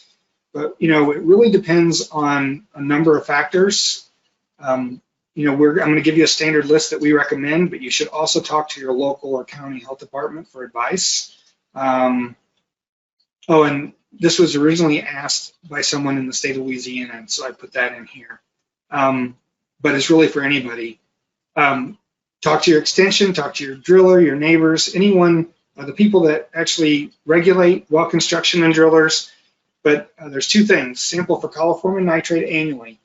And the reason you do that isn't because either of those are necessarily a health risk. Nitrate can be a health risk for babies, right? It can change to nitrate in your body and cause blue baby syndrome. But it's supposed to be okay for people that are over a year old or 6 months old. You can look that up. And coliform bacteria isn't a harmful bacteria, it's E. coli. But if they're in your well, it means they came from outside your well somewhere nearby. And that shows that there's a pathway into your well. And so it's a simple way every year to ensure your well's properly sealed and things aren't getting into your well from the surface that shouldn't be. And that's really the reason why every agency I know of recommends sampling for coliform and nitrate annually. A couple examples of why you need to go look up information. So these dots are where there used to be orchards in Rhode Island, which, Rhode Island's about 30 by 50 miles, I think, total. Small state, but that big splash in the middle, so the orchards used to use arsenic, and most of them have known soil contamination now because of all the arsenic that was used as a pesticide on orchard crops through the 50s and 60s at least. But the big splash in the middle is actually where they have natural occurring beryllium. And it's a great example because until I found this on DOH's website in Rhode Island, I didn't even know beryllium was a regulated contaminant. You never hear about it being a groundwater contaminant, but there's certain areas like Rhode Island where it really is, and it does have health effects. And so communities have to test for it and make sure it's not in their water. But you never think of that, or I never would have as a private well professional, to have people test for beryllium. But if I'm in Rhode Island, that's certainly advice I'd be giving them. Other states have other things. Massachusetts has this tool. You can type in your address. If you have a bedrock well, it's going to tell you whether that address is likely to have uranium or arsenic problems based on the testing they've done around the state. And so it's just another option. Mass DEP is great about some of these things, and they have this tool. Wisconsin, they've developed this mapping tool. I went into this and told it to do arsenic by county. And this is an older slide. I've went to this site more recently, and some of the structure of this has changed, and it's actually got more information than it used to. But it's showing me there's 3 counties near the Green Bay area where the average arsenic sample for a private well sample they've collected is over 20, which the health standard for arsenic is 10 for a community water supply. And so, it depends on your state, maybe even down at a local level. In some cases, they have this data available online. You have to do that search yourself, but that's the whole point. And lesson 7 of our 10 lessons is all about how to find information locally. We walk through examples, simple things like, if you type in Missouri well log into Google, Missouri DNR is going to be the first thing that pops up. And that's because they house the well logs in Missouri. And it's going to have a link right to where you can start looking for that information. You might want to be prepared, like have the legal description of your property, so you can get the tier, range, and section. I know in ours, we don't use map coordinates. We don't use addresses per se. We use those legal coordinates, and that's how all our wells are cataloged. So as far as what to test for, this is what we recommend nationally. So this is something we feel everybody should do. Again, there's going to be other things like beryllium if you happen to have it in your area, and the way to find that out is talk to your local or state health department. And that's either your health district, your local health district, or your county. But these are a good set of materials. Like, alkalinity helps you determine how corrosive your water is along with pH. In Illinois, sulfate sometimes is an indicator that there's not arsenic release, even though there may be arsenic in the matrix of the soil or the geologic material. In some of the sand and gravel aquifers, as long as there's sulfate there, we don't see arsenic being released into the water. And it's because it's mediated by bacteria. And it's a really complicated process, but it's a reason why we think sulfate's important, along with that. And then some of these are because of the piping in your house. If you have old galvanized piping, it has a lot of lead in it, as well as zinc and cadmium.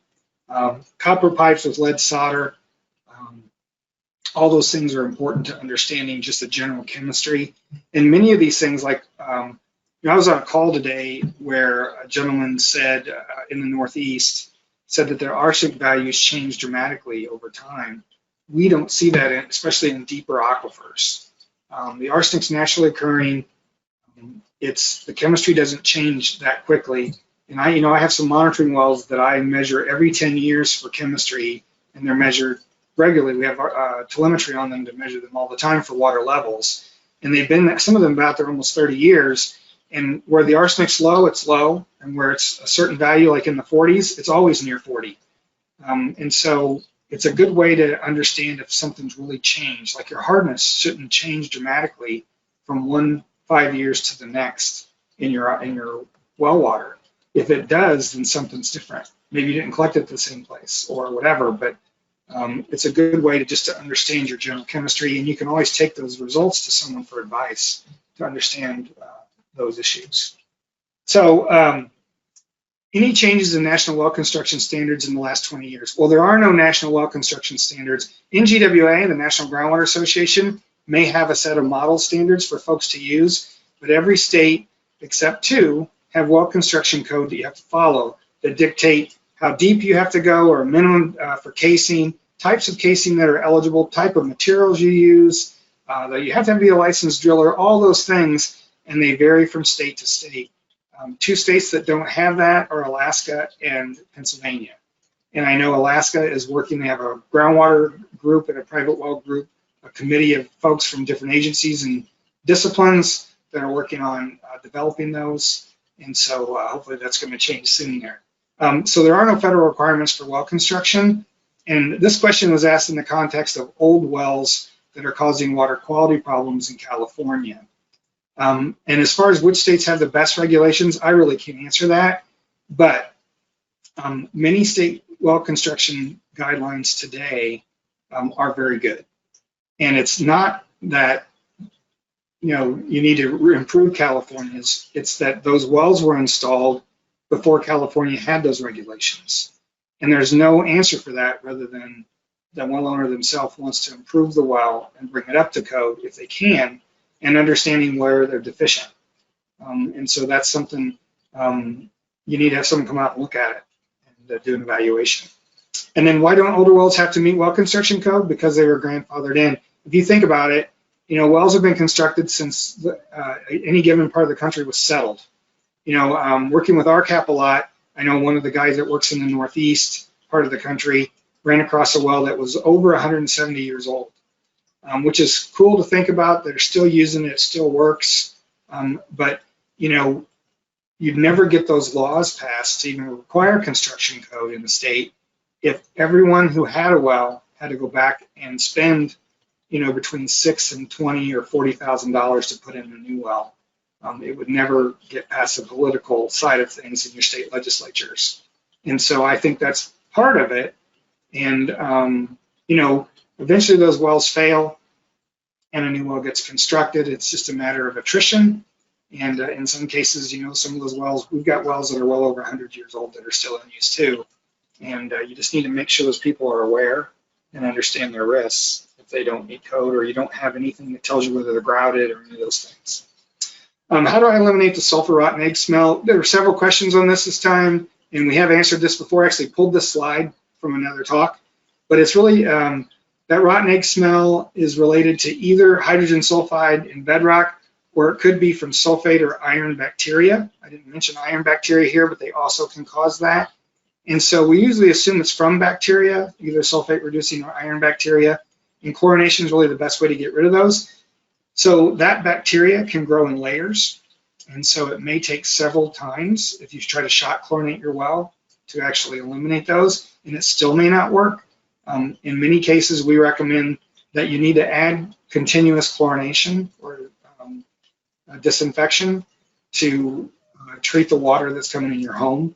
And in order to vent the gas or the smell, you'd have to have a second tank sometimes where you could vent off that before it gets, that smell can get into your house and your premise plumbing.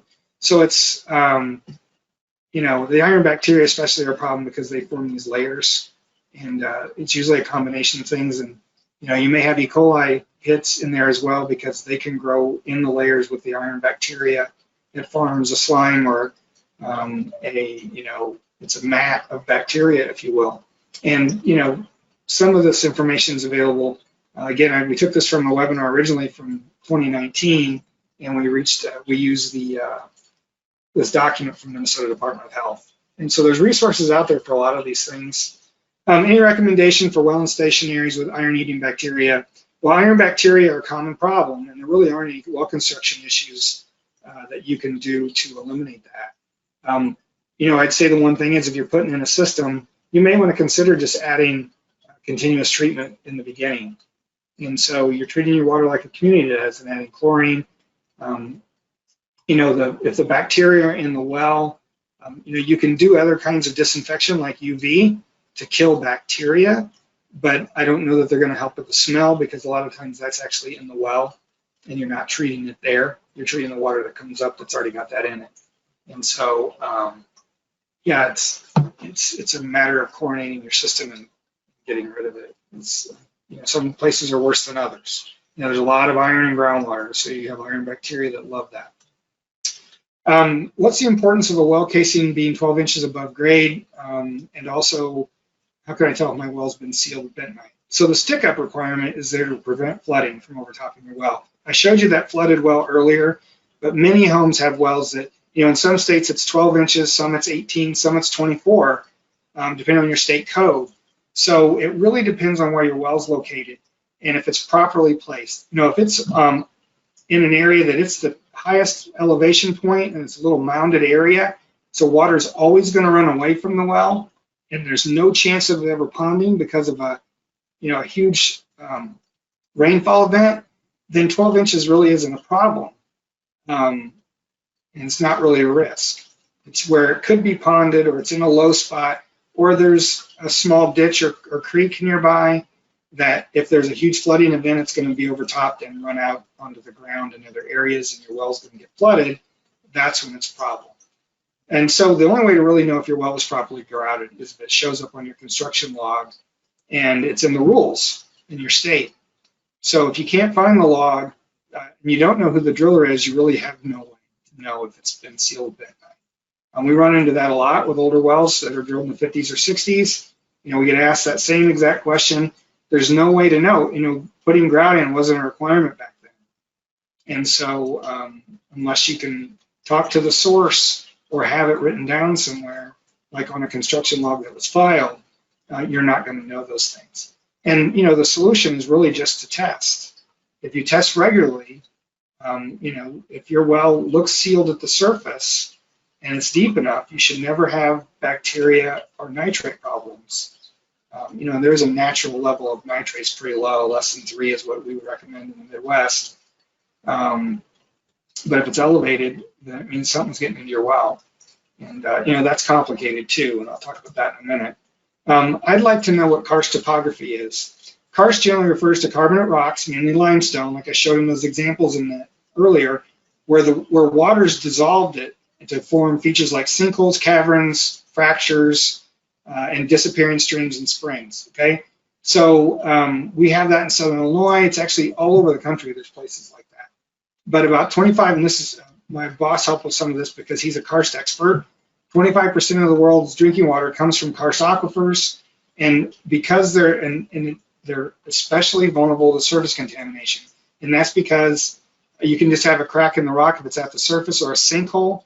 You know, down in Southern Illinois, you'll see places where there's sinkholes. It looks like there's just this hole that's starting to cave in the ground, and the local landowner may throw barrels or old fence wire or, you know, pieces of a truck, anything else down in there just to get rid of it.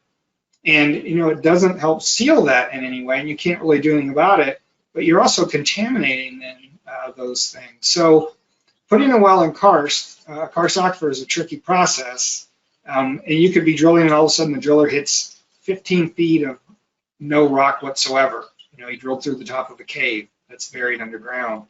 And so what I do know is that we have several areas in Illinois with karst geology, and like Pike County, about 80% of the samples for private wells that they test are always positive for coliform and or E. coli. And what it means is there's a conduit at the surface for surface contamination to get in. In the area in Illinois I'm talking about is heavily livestock. And so you have livestock causing a general aquifer contamination. There's nothing you can do about it with your well per se. We see rural water districts being formed in those areas where they become a community water supply and they're actually running pipe down county roads because there really is no way other than treating that water individually to keep those from having that contamination. And that's what we'd recommend there. And what we see a lot with springs and wells and karst is they're either using UV or they're using chlorinator. They're chlorinating the water or using UV for disinfectant. And now even hydrogen peroxide disinfection is becoming more popular. And I don't know a lot about that. So what makes water acidic? So pH 7 is neutral, right? We learned that in high school. Anything below that's considered acidic and anything above is considered alkaline. So natural groundwater can really be either, depending on the geology, the materials, and the natural constituents that are in the dissolved water itself. So rainwater is usually slightly acidic, and that's partly because of all the factories and all the stuff we put in the atmosphere. Not necessarily. But as water recharges from rainfall on the ground and goes down into the soil and then into an aquifer, the geologic material it encounters affects the chemistry and pH of the water. So in Illinois, most of our groundwater is above 7. Typically, it's not unusual to see a pH of 7.5 or 8, and that water's fine. But there's other aquifers like in Virginia, the Piedmont, where the natural pH is below 6. So it is acidic, and you know, a lower pH and with other chemistry that makes it more corrosive, or the term today is aggressive, means it can cause leaching of metals from pipes. And that's really why we care about whether the water is acidic or not. You know, I'm not going to say much about the whole alkaline thing, but there are people out there who are passing off devices to make your water more alkaline and saying it's a health benefit. You know, if you're in Virginia, you may be raising your pH to 6.5 or 7, where my natural groundwater is already over 7. I would be really careful about buying into that whole thing. That doesn't mean you don't want to treat your water if it's really acidic. You know, what a community water supply does is they treat with phosphates to raise the pH of the water as it goes out in distribution, so that when it gets to your home, it's at a pH and a chemistry such that it isn't aggressive and doesn't affect your pipes. So again, having lead pipes or copper pipes doesn't mean you have lead or copper in your drinking water. It only will happen if the water is aggressive and is leaching those things. If your pH is high enough or your chemistry such that it's not aggressive, you can even have scale formation on the inside of your pipes, lead pipes and stuff like that. So that's why the issue really becomes a water chemistry issue, not your piping material issue. But the way to be safe about all that and why they're replacing a lot of lead service lines and those things is just there's no reason to have those in there anymore. Because of especially for a community water supply, if you change your treatment plot process, that's what happened in Flint, Michigan. They went from one water supply to a different one, and it had a different water chemistry, and where they had scale formation in all their lines before and there was no lead issues, now all of a sudden they started causing lead problems in their community water supply in all those homes. And it was discovered either too late or wasn't identified enough, or someone, you know, whatever the issues are there. I know there's a lot of legal issues involved with Flint, but in some cases those pipes aren't a problem, depending on your water chemistry. I think I already answered this. How likely is well water to become, part of it, to become contaminated in heavy rain? And how do you keep wells safe? Well, there's only two things that can really happen. One, your well's overtopped, which we talked about, and then your well cap isn't properly sealed, and so water can get in at the well cap, and that surface water is likely contaminated, right? It's, you know, there's animals around, there's, it's just been on the ground, there's bugs in the soil, all that stuff. The other is that your well isn't either properly sealed around the annulus, so the outside of the casing, And so surface water can work its way in along the outside of the well and eventually get into the well. Or I guess I worded this poorly, but the other is it could be like in a karst situation where the aquifer is actually contaminated because surface water can directly get into there, into the aquifer. And in those cases, it doesn't matter, and that's at the bottom here. Well construction is irrelevant in a karst situation if there's a sinkhole nearby or whatever. But if your well's not properly sealed, either the annulus isn't sealed, the grout isn't there, or it's a large diameter well that's getting its water from really shallow water table, then there's basically a pathway from the surface into the aquifer where your water's coming from, or into your well. And I mentioned before, when we have a heavy downpour when I was growing up, our well water was cloudy because it was seeping in. That little ditch where the well was actually had flowing water around the well, or sometimes, underneath the well house. It eventually had it caved because of the ground being, dissolved around it, so to speak. Okay, outside of required separation distances from lot line, septic system, blah, blah, blah, what considerations should be made when determining well drilling location? Well, there's a lot of things. Location matters. Sometimes you don't have a choice. Sometimes we see wells that are a quarter to a half a mile away from a home because there's no aquifer at the house, but there is if you go over that far. You don't want it near any buildings. There's so much information here. We actually outline this in our class lesson. And if you haven't taken our class, I recommend you look there. We use a separation distance thing that's from Minnesota Department of Health, and it includes 50 to 70 items that you should consider when putting your well in that are required in Minnesota, but not necessarily other states. Even things like it should be at least 3 feet away from a building. Well, we see wells that are in people's homes in their basement under a concrete pad where they decided to put a garage over their well, things that make no sense to have access to your well. So not near things you store. Usually your driller's going to have the best appreciation for where that should be. But you can, again, rather than go through all that, you should look in our class lesson. How do you know if grout is working or in good shape? Well, I think I answered that already. The only way to know for sure is by testing.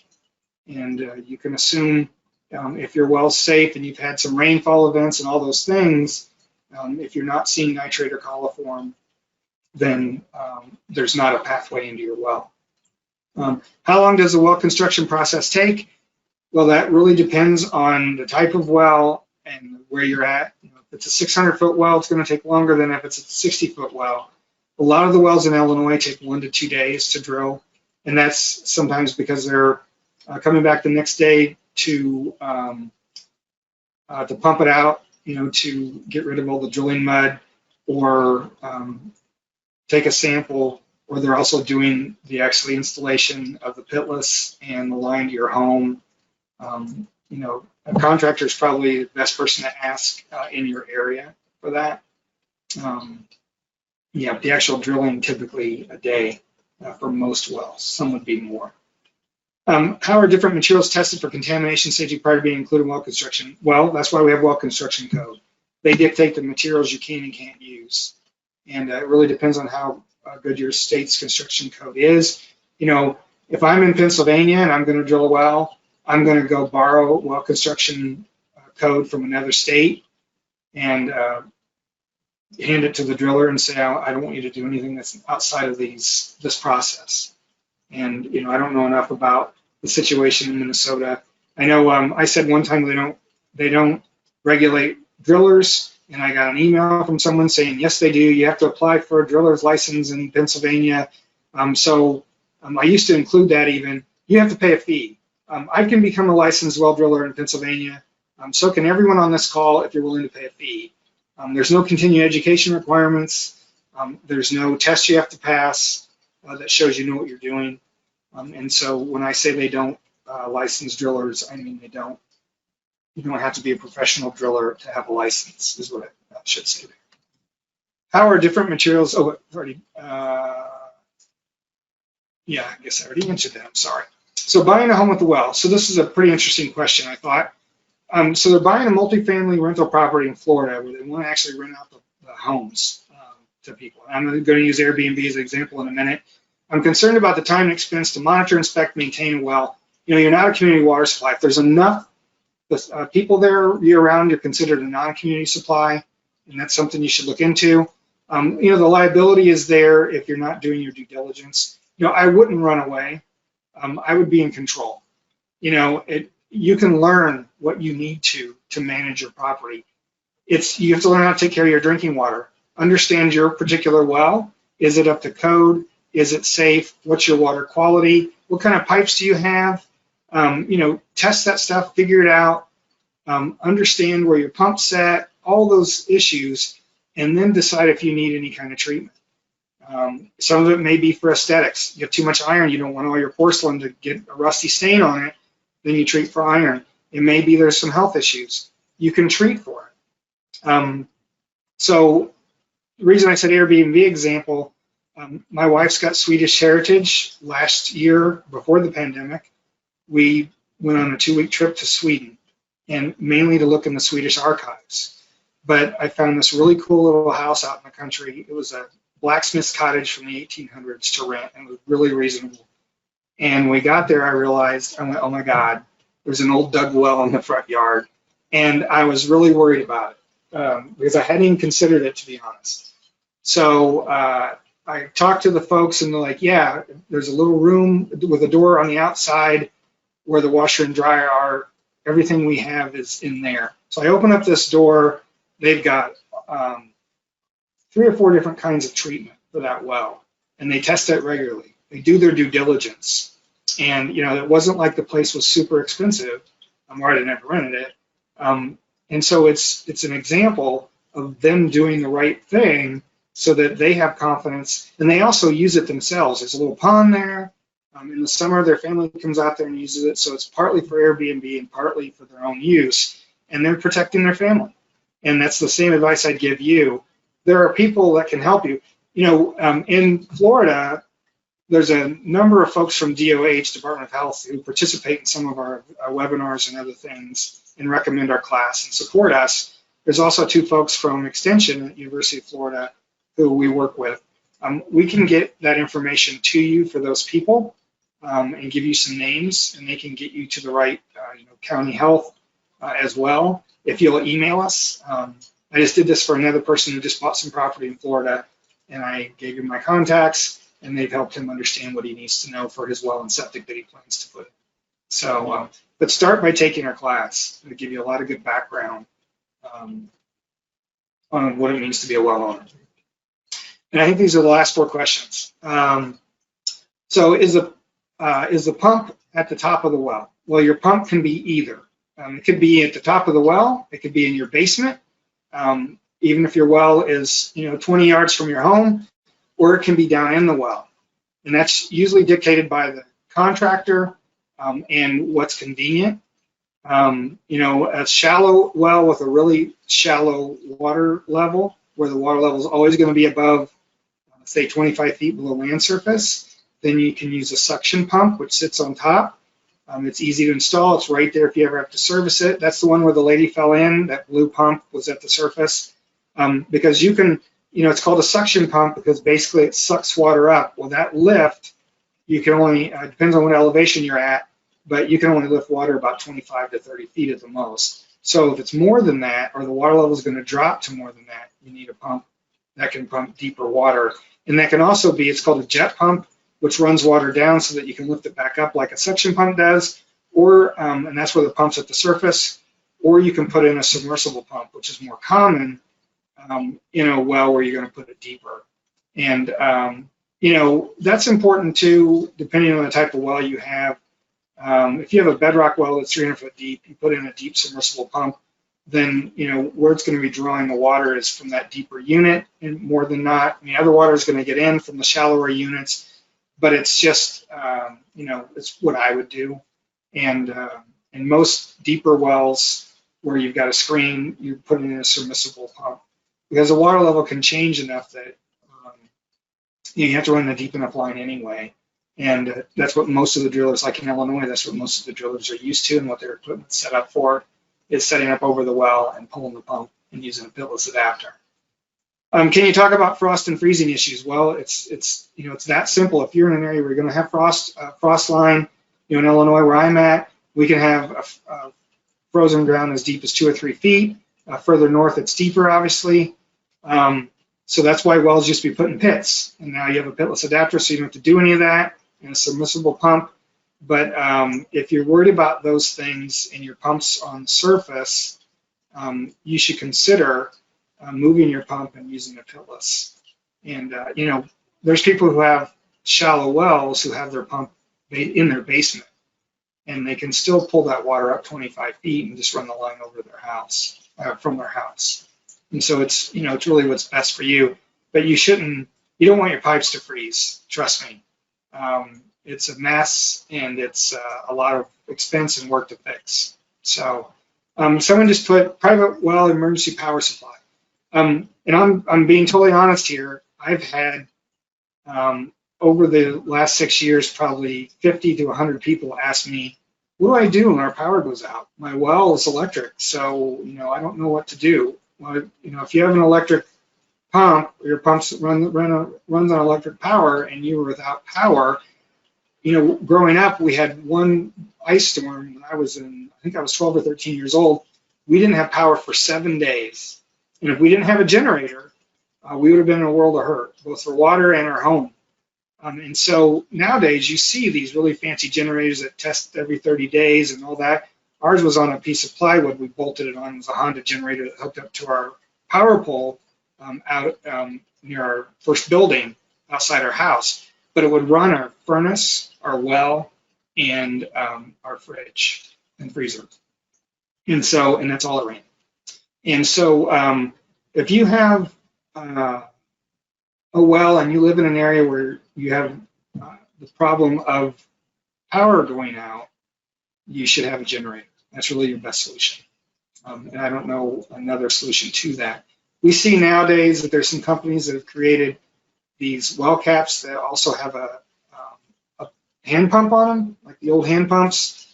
And that might work. I would never recommend that when, if you're in an area that gets really cold, if there's, depending on where that water's held, by those check valves, you could end up freezing that as well. But that's another thing that we've seen some folks do. Where to find information on local well depths? Well, I showed you the Illinois mapping tool. In other states that, again, Google private well records, private well, or just water well records, and your state, Illinois water well records. And the sources where your well logs are housed are going to show up. California used to protect their well records. You had to be the owner to get to it from the county. But they've changed that law because of all the water issues. And now anyone can log in, go look, and find all the wells near them and all the depths of each of those wells. That's the way it should be everywhere. It is in Illinois. A well log is public information. In some states, it's still not. But your state agency, or maybe even your local health district, if they help regulate those things, should have that information. Okay, so I do want to mention the past webinars again, and we'll go to the questions.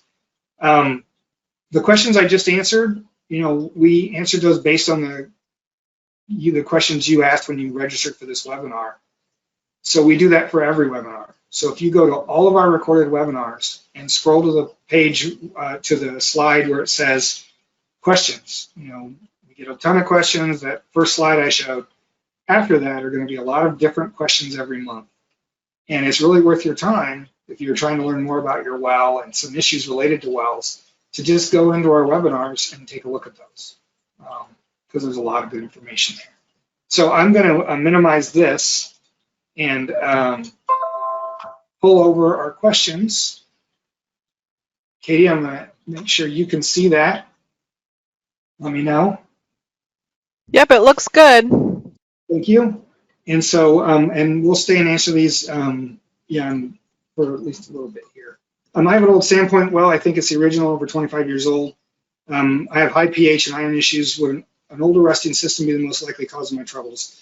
No, Sandpoints actually, We don't recommend those. Many states have outlawed even being able to put those in. On, the state of Illinois allow an individual to put in their own well, but I don't believe we allow sand points anymore. They're dangerous because they're so shallow and there's nothing to protect. You don't have grout around it, and you're just driving a point 15 to 20 feet below ground surface. Typically, they're in sandy soils where there's a high infiltration. So if you're in an agricultural area, the pH is, what you're getting out of your well is what's in the aquifer. And it's just, natural groundwater has iron. And if you're in an aquifer that has a higher pH, that's just because of the chemistry of the material for your well in your aquifer around you. So those aren't unique, and they aren't because of your well. That's what you're going to have if you put a new well in. And what I tell people, we have an area in Mason County where it's sandy at the surface and there's a lot of sand points. The aquifer is over 100 feet thick there. Whenever I talk to someone from Mason County, I tell them, if I were drilling a well in Mason County, I would drill down to bedrock at 100 to 110 feet, hit bedrock, pull up just a few feet and put in my screen, 4-foot screen, so it's safe from 106 to 110 feet below, and then you'd solid casing the rest of the way up. That way I know the water that's coming in my well has been through over 100 feet of a sand filter, which is the natural aquifer, and anything at the surface is less likely to get down there. And we've done research studies that show that nitrate levels in those areas that are sandy like that, where it's fairly high at the water table and as you move down in the aquifer, do drop as you get down into the lower parts of the aquifer because it's mediated by microbial stuff. The sand acts as a natural filter. Microbes work on it. And so sand points are just a bad deal.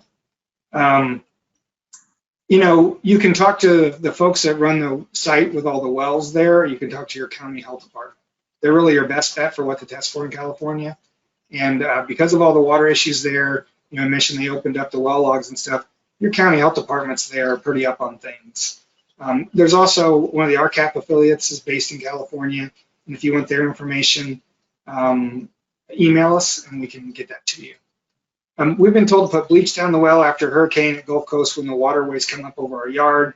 Is that safe or does it do any good? If you look at our other webinars, we provide a safe way to disinfect your well, to shot chlorinate it.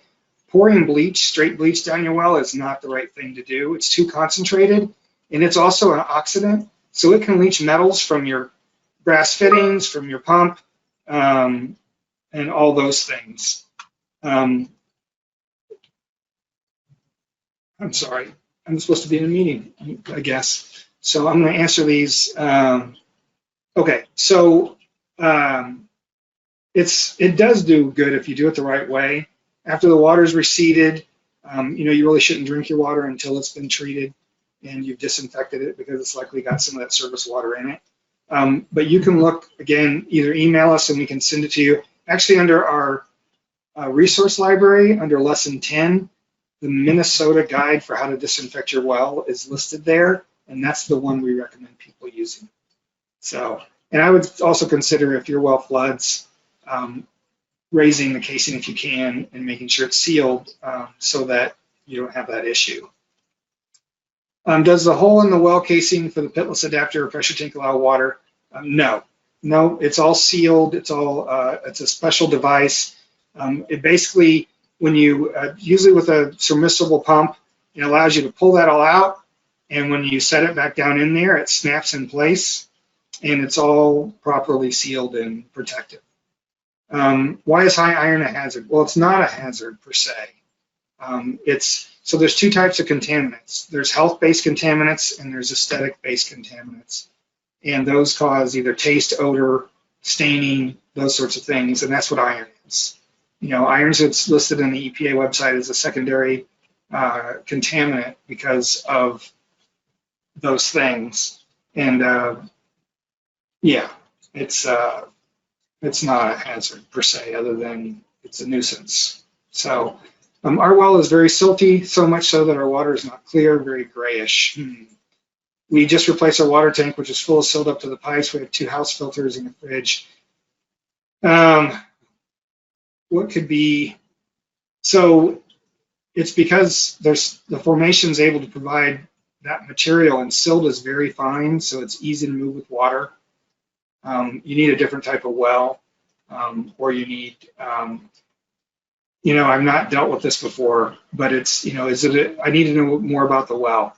And if you'll email us or email me, and you guys, an hour or 2 hours after this webinar, there'll be an email that goes out that says, it's got my email address on it. It'll say, hope you enjoyed this, or if you missed the webinar today, it'll say, sorry you missed it. Feel free to email me the information about this, and we can, it'll be next week, but I'll look into it. I just need more information about the well and where you're at. And if you don't have that, we can start there. Yeah. Will all the fracking done over this country affect wells? That's an individual situation. It depends on the geology nearby. How well the state is monitoring their fracking and what rules they have in place. There have been some issues. It's usually with the fracking chemicals that come back up that they're supposed to dispose of properly, and there's a leak or they don't dispose of it properly. Fracking itself many times hasn't been a problem with wells. You're basically dynamiting down at depth to get to free up oil, and it's done so much farther below. It's not an issue that I've dealt with and I've purposely stayed out of because it's very political, and it really, the only thing I will say is that people have fracked water wells to increase capacity for 50 years, and you have never heard about that being a problem. And I get they're putting solutions in those formations to increase how well the fracking works, if you will, or they're using pressure instead of dynamite, if you will, to do the fracking.